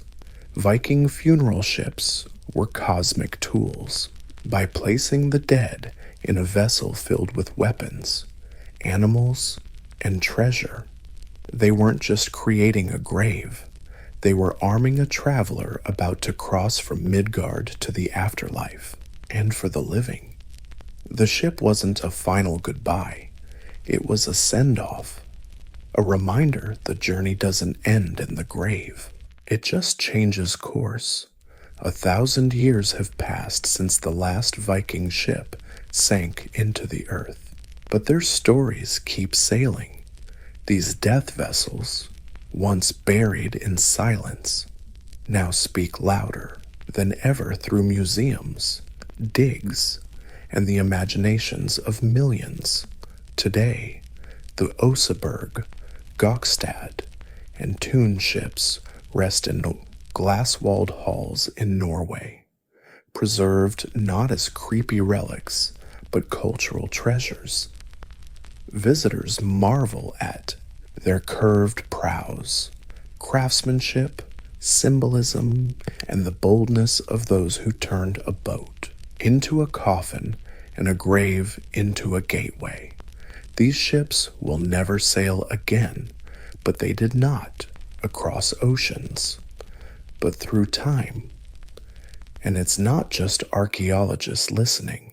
Writers, filmmakers, and game designers keep drawing inspiration from Viking funerals, from epic scenes in movies like The 13th Warrior or How to Train Your Dragon to heartfelt farewells on shows like Vikings. Ship burials have become one of the most iconic images of Norse culture. Are they always historically accurate? Not exactly, but the spirit's still there. Death as a journey. The ship as a symbol. Even modern Scandinavians feel this echo.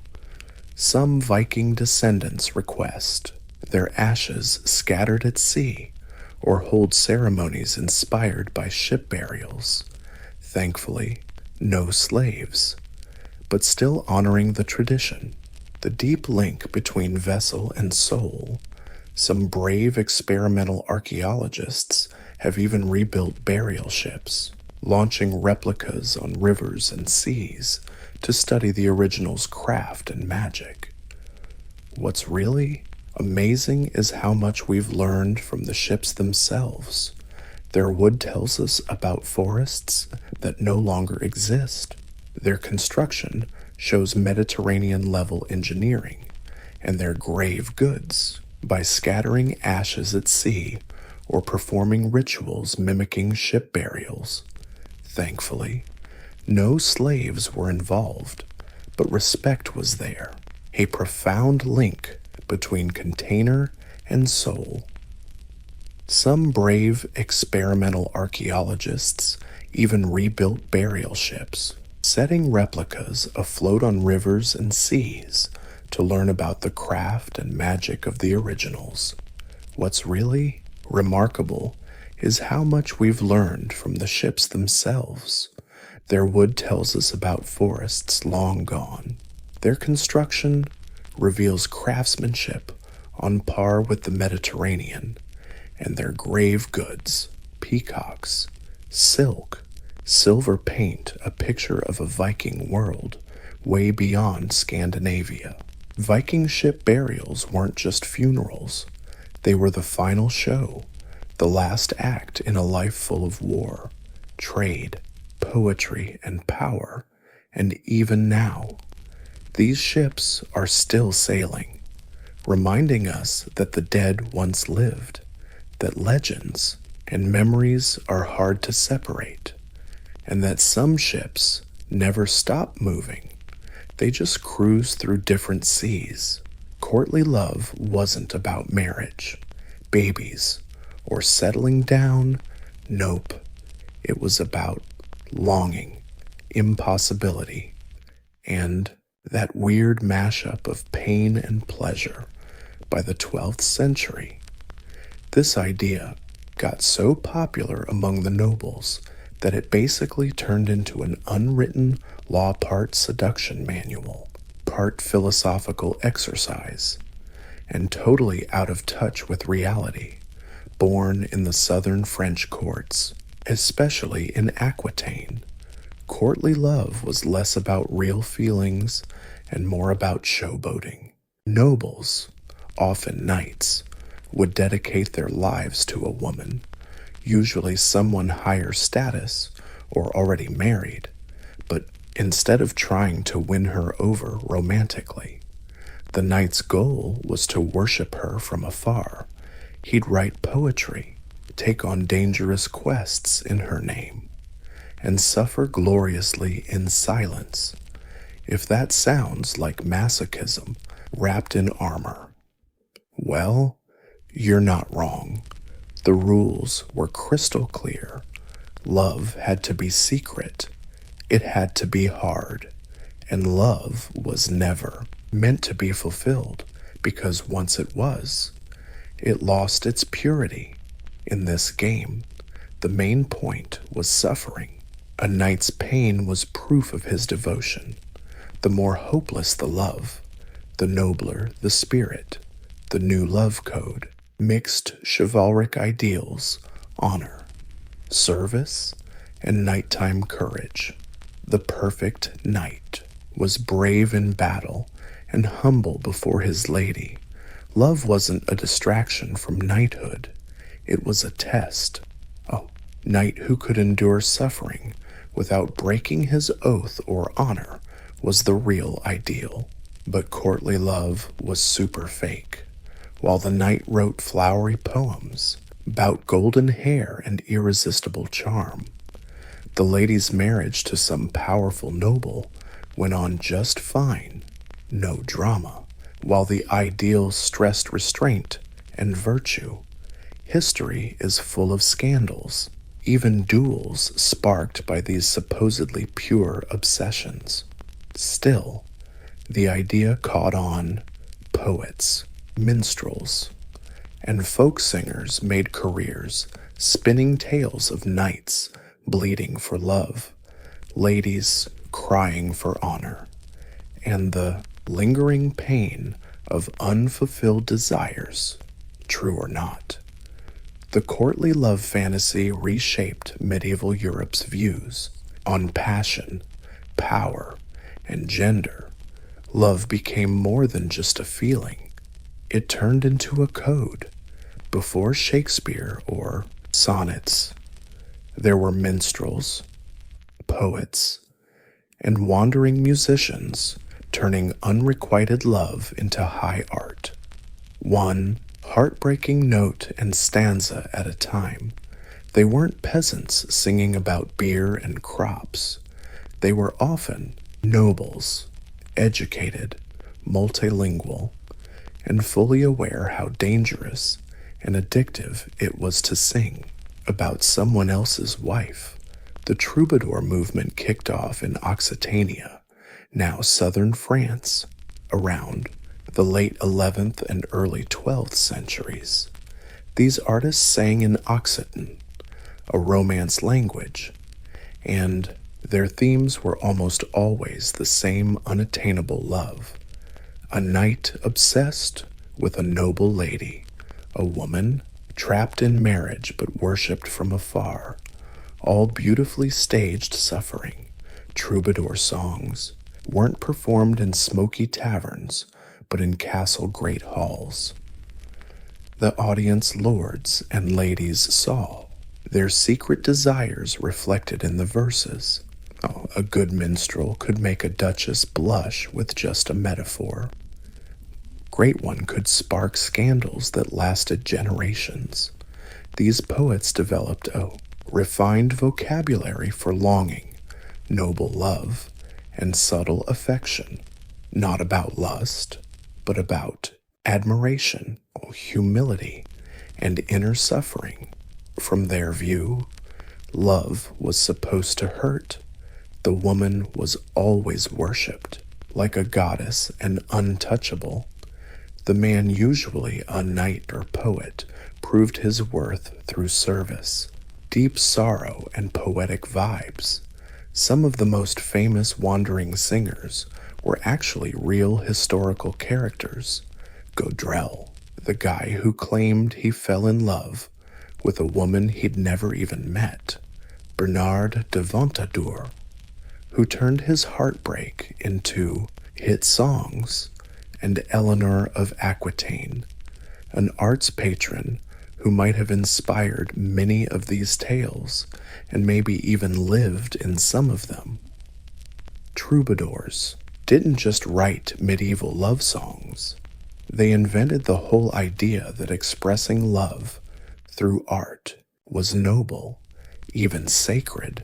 Their influence spread all over Europe, sparking similar traditions in Italy with Dolce Stil Novo, in Germany with the Freemasons, and finally in England. What they started was bigger than music.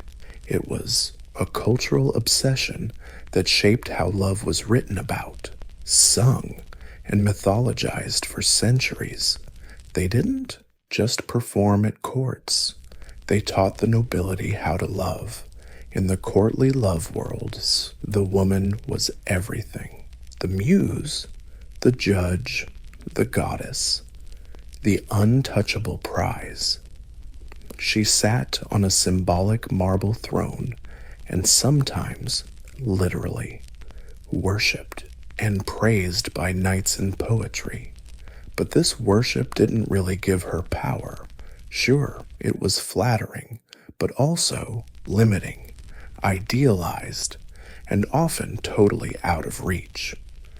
The woman in romantic tales was usually noble, already married, and way out of league.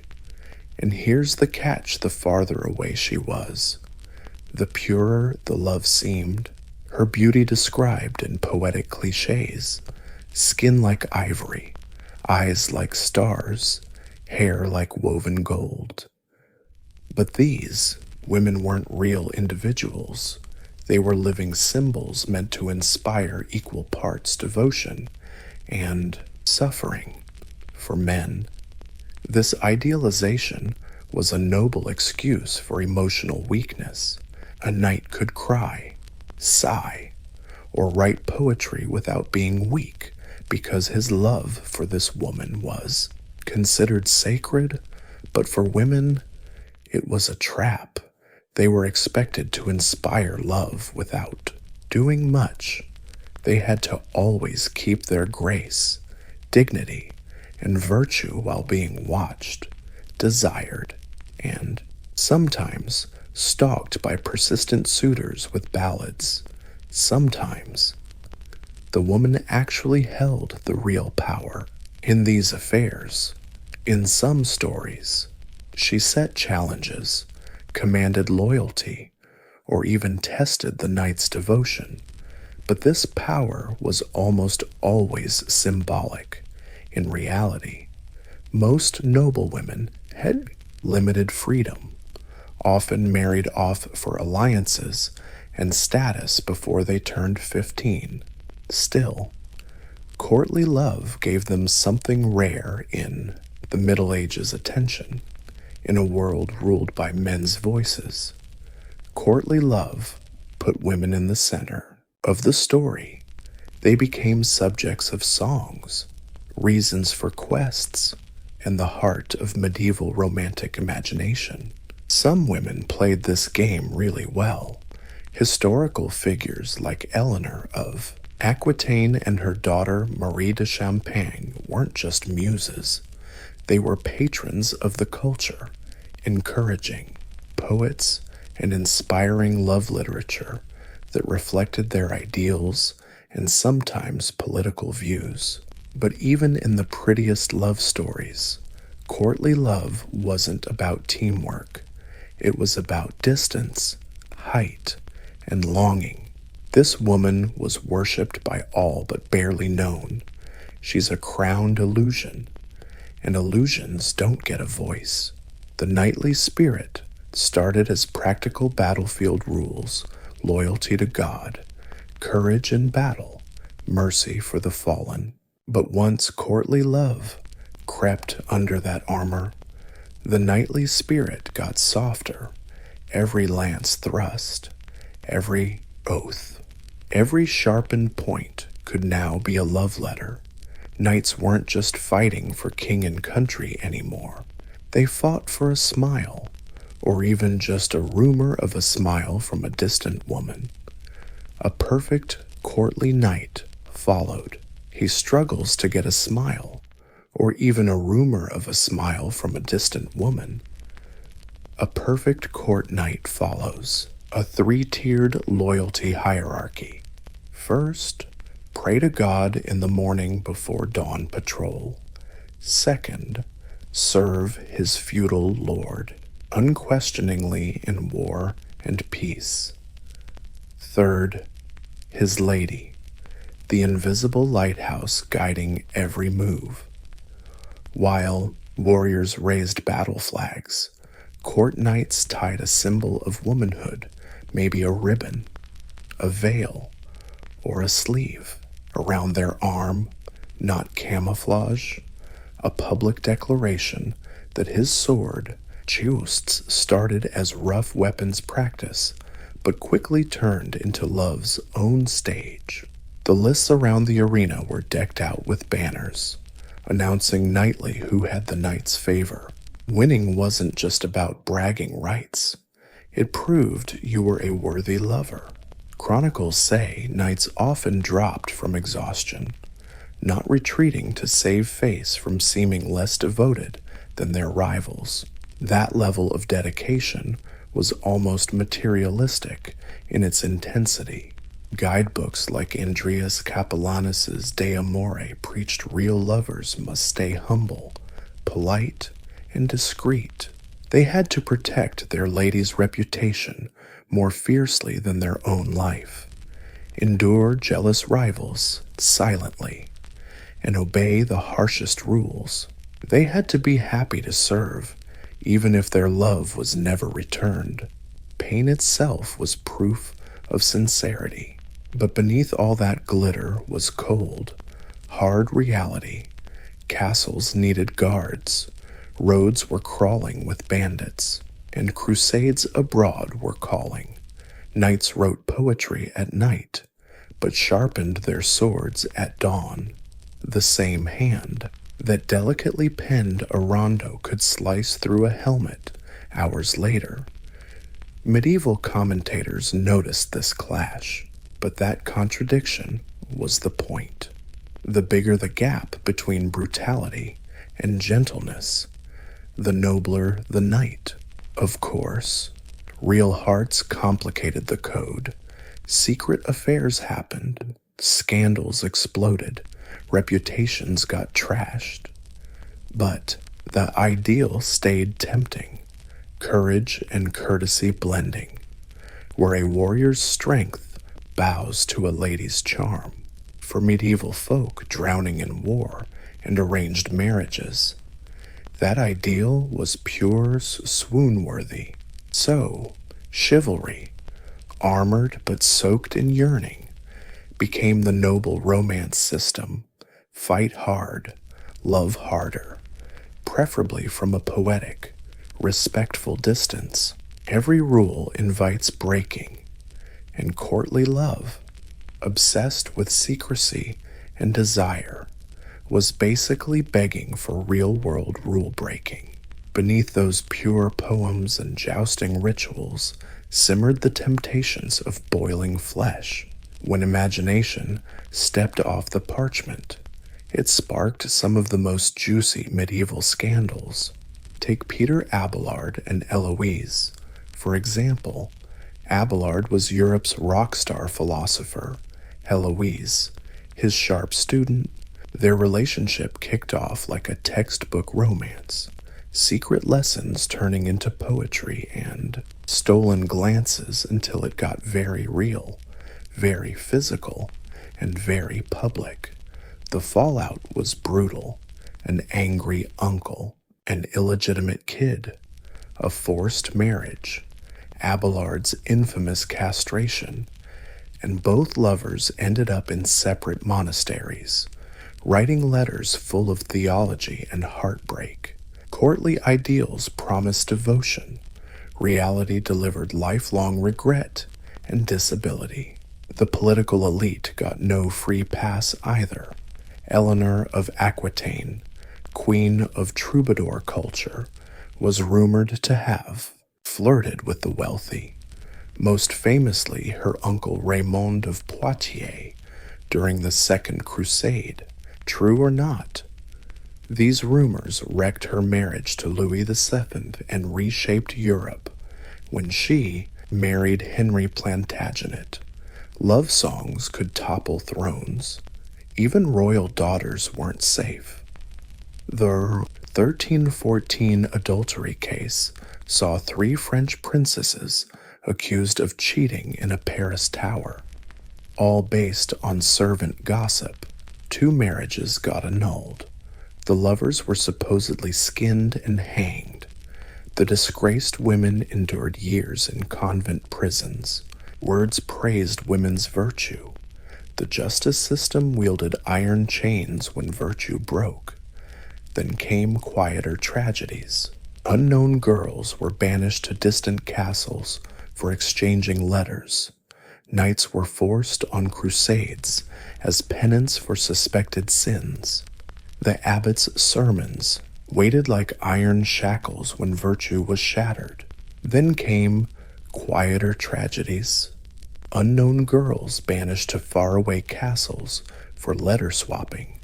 Knights forced on crusades as penance for suspected sins. The abbot's sermons were ready to chain their souls in iron when virtue cracked, comparing a wandering heart to a rusty sword. The church never outright banned courtly love, but religious courts handed out plenty of fines for getting a little too cozy. The proof, passion, no matter how poetically expressed, still broke the rules. These episodes reveal the core tension of knightly love, celebrating illicit desire while society's rigid order is dead set on punishing it.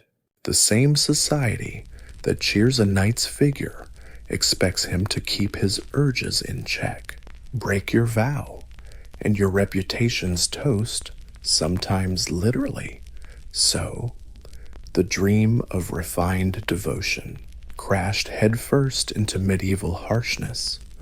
Courtly love could spark poetry, sure, but it could also wreck lives, and every scandal just made the next secret affair even juicier, because nothing fuels romance like the promise of destruction. If minstrels wrote the soundtrack for courtly love, medieval authors supplied the big-budget cinematic universe. Starting in the late 12th century, writers like Chrétien took raw material desire, secrecy, nighttime anxiety, and spun it into romantic tales, short stories, and epic poems where love wasn't a side plot, but the driver of fate. Enter King Arthur's court, a fictional lab for every knightly drama, in Lancelot, the Knight of the Cart. Chrétien unveiled the perfect courtly love triangle Queen Guinevere, flawless, loyal husband Arthur, and Sir Lancelot, unmatched and hopelessly smitten. Lancelot pulls off impossible feats, crosses a sword bridge, defeats entire armies, but his biggest challenge, loving a woman he can never openly claim.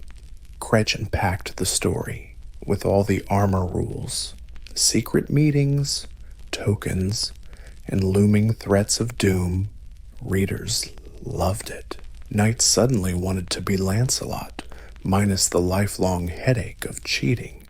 Arthurian romance spread like wildfire across Europe. In Germany, Wolfram von Eschenbach gave us Parzival, where a hero's spiritual growth is inseparable from his respect for pure love. In England, later poets merged vast cycles, Vulgate, post-Vulgate, and finally, Sir Thomas Malory's Le Morte d'Arthur in the 15th century, cementing Arthurian tragedy in Western classics. Love as glory, love as downfall. Not all romance novels wore armor.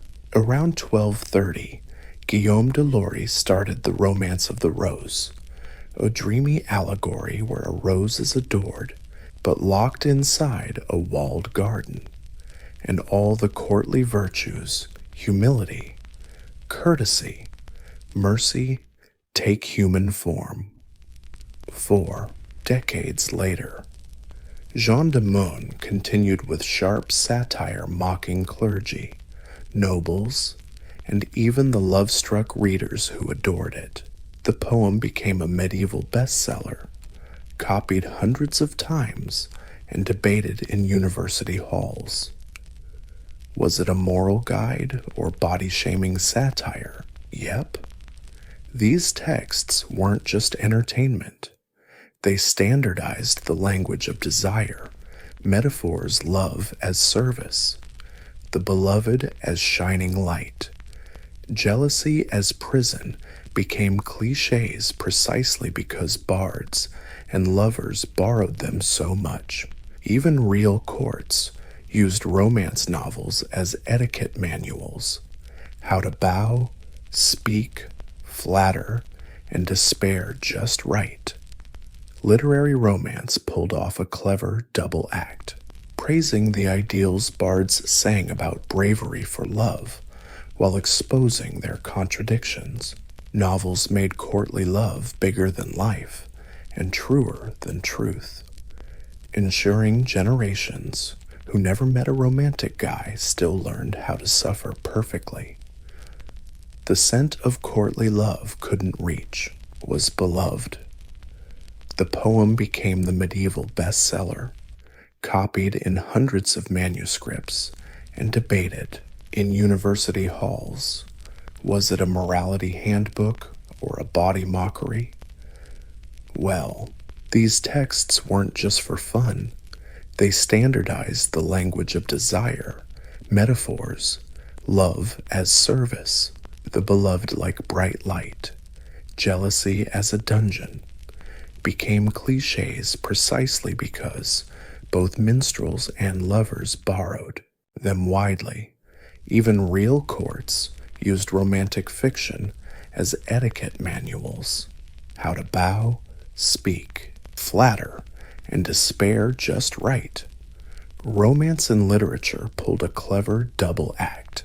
It praised the ideals minstrels sang about bravery for love, while exposing their contradictions. Romance made courtly love bigger than life and truer than truth, ensuring generations who never met romantic guys still learned how to suffer perfectly.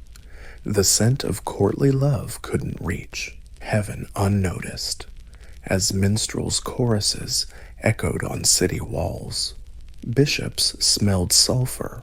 How could a culture that praised adultery, worshipped feelings, and desire tightly controlled coexist with Christian doctrine on fidelity to end? Humility spoiler alert, it couldn't, at least, not without some divine tug of war.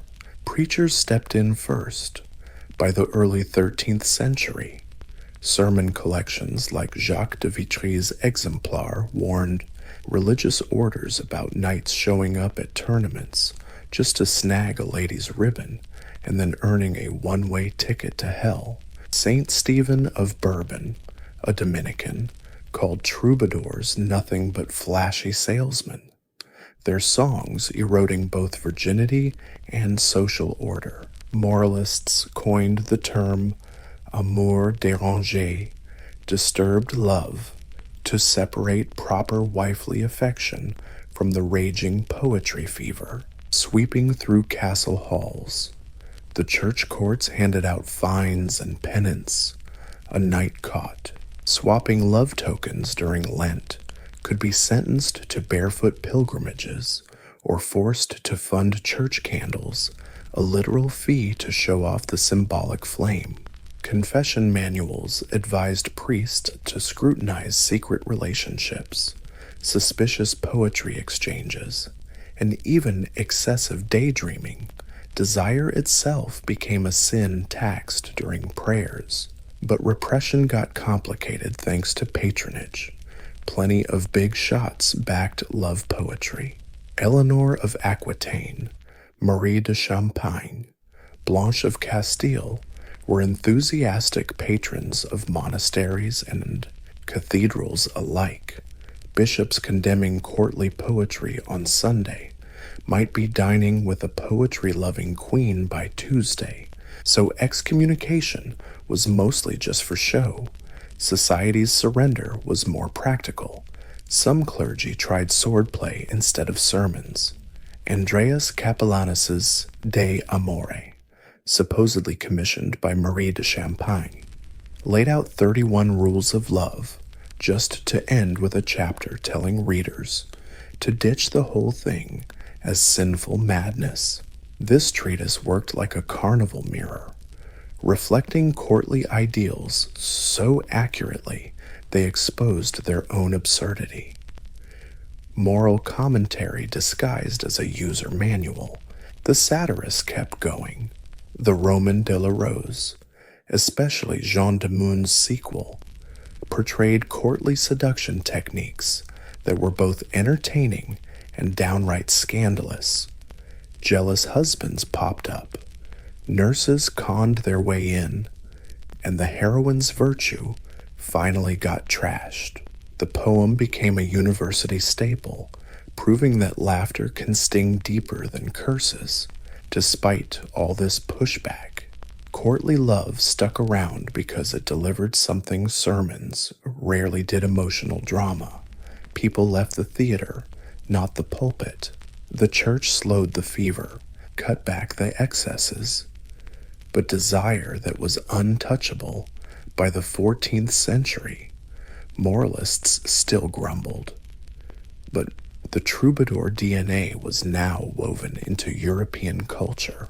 Cupid, slightly overworked, kept strumming gently, with a tired eye on the pulpit. By mid-14th century, the glitz of courtly love was fading. War, plague, and new money blurred the neat hierarchies that once made distant longing fashionable. Knights were now mercenaries. Troubadours competed with wandering minstrels, and Europe's mood, scarred by the Black Death, shifted from silk and style to rough cloth and survival. But the old language of love didn't vanish. It morphed into something subtler: courtesy. Courtesy manuals like Baldassare Castiglione's 1528 book for courtiers repackaged knightly postures for Renaissance courts. Instead of bleeding under a lady's window, the charming courtier showed off Zadarura the natural grace in dance, witty banter, and discreet admiration. Desire remained, but desperation was gone. Love was still a game. The rules just swapped chainmail for velvet against excesses, but couldn't kill desire. By the 14th century, moralists still spoke out. But the troubadour's DNA had blended into European culture. Cupid, slightly pushed along, kept plucking his strings, but softer, with one tired eye on the pulpit. By mid-14th century, the glam of courtly love was fading. War, plague, and new money blurred the neat hierarchy that once made distant longing fashionable. Knights were now mercenaries. Troubadours competed with roaming minstrels, and Europe's mood, ravaged by the Black Death, shifted from silk and size to rough cloth and survival. But the old love language didn't disappear. It morphed into something subtler: courtesy. Courtesy books, like Baldassare Castiglione's 1528 Courtier, repackaged knightly poses for Renaissance courts. Instead of bleeding under a lady's window, the suave courtier showed off Zadarura's flair, natural grace in dance, witty banter, and gently veiled admiration. Desire remained, but desperation vanished. Love was still a game. The rules just swapped. Chainmail for velvet armor. Literature mirrored this shift. Geoffrey Chaucer's to 1385 Trowse and Chrysaid portrayed lovers stuck between court ideals and harsh fate. Trowse worshipped reverently like a textbook, but politics and plague shattered that fantasy. Later in the Canterbury Tales, Chaucer mocked knights with speeches overpowering morals, hinting audiences now found joy in satire too. The printing press amplified this change. While romantic tales were hand-copied for the elite, cheap gossip manuals spread love patterns to merchants and artisans. Romantic stories were hand-copied and passed around the upper class, while cheap gossip booklets spread love cliches among merchants and craftsmen. Ballads about the brown-skinned maid or Sir Alengar have squeezed centuries of misery into bite-sized human tragedies. Talking about love became pop culture less classy, more democratic, and increasingly dipped in earthy humor. Meanwhile, politics really complicated flirting. In France and Burgundy, the so-called courts of love, fake courts, where noble ladies judged romantic disputes, slowly vanished as centralized monarchies grew suspicious of nobles using romantic beauty contests to make connections. Kings preferred loyalty oaths over love vows. Still, traces lingered. Tournaments kept handing out prizes to women. Young nobles still learned how to pillage and then sing hymns on balconies. Heraldry guides said a knight might carry a flaming heart on his shield to honor a maiden's reputation. Even the emerging Valentine's Day poetry, first recorded in the 15th century, echoed courtly vocabulary about service, secrecy, and sweet suffering, so courtly love never truly died. It shed its armor, put on silk, and marched into the Renaissance, disguised as elegant ritual. The dream of fierce desire was just too tempting to quit. So Europe rewrote the script, toning down the tragedies and spreading its metaphors to all social classes. Love stayed a ritual. The stage just changed. Courtly love faded as a social custom, but its DNA stayed inked in Western romance like sinful stains on parchment. When the Renaissance swapped iron armor for satin, Petrarchan sonneteers simply turned the unreachable woman into Laura, and Shakespeare flipped the whole idea, making Juliet a partner equal to Romeo or giving him the tragic pain instead. That ideal of silent suffering turned into big gestures, balcony speeches, secret letters. Rose tosses under moonlit windows, medieval ritual in Elizabethan costumes and fancy dress.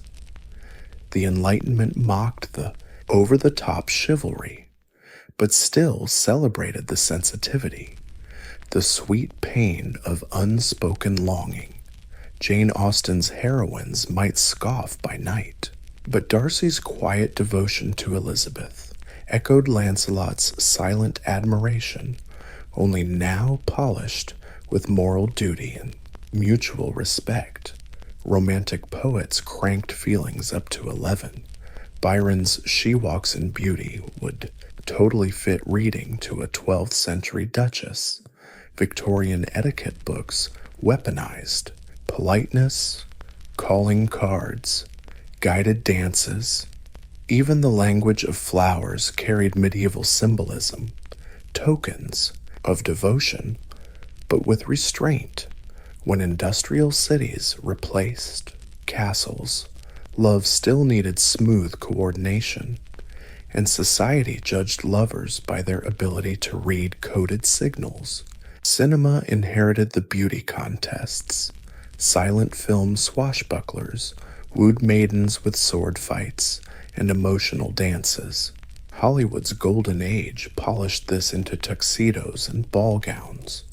Every rom-com revolved around a kiss after 90 minutes of tension, replaying courtly love's main premise, sweet anticipation over the payoff.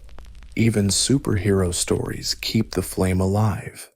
Picture Spider-Man swinging through skyscrapers just to leave a rose for Mary Jane. The battlefield changed, but devotion didn't. On the flip side, digital culture revives medieval distance. Online fans idolize celebrities they'll never meet, spinning fan fiction like troubadours crafting kanos. Emojis and reaction gifts replace battle trophies. Yet, fictional tales like Kanos, spun by troubadours, heart emojis, and gift reactions, standing in for battle trophies. Yet, the drive is the same noble beloved, eager admirer, endless scroll of unsatisfied cravings. Meanwhile, transport wars mimic ancient tournaments. But with zero warriors, critics call these setups fake, even toxic.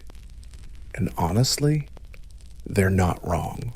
Courtly love always teetered on obsession's edge. Still, its staying power proves humans crave narrative frameworks about passion, rules, duty, symbols, and drama. We might say we want real love, but box office numbers scream otherwise. The dream sticks around because it feeds both heart and imagination.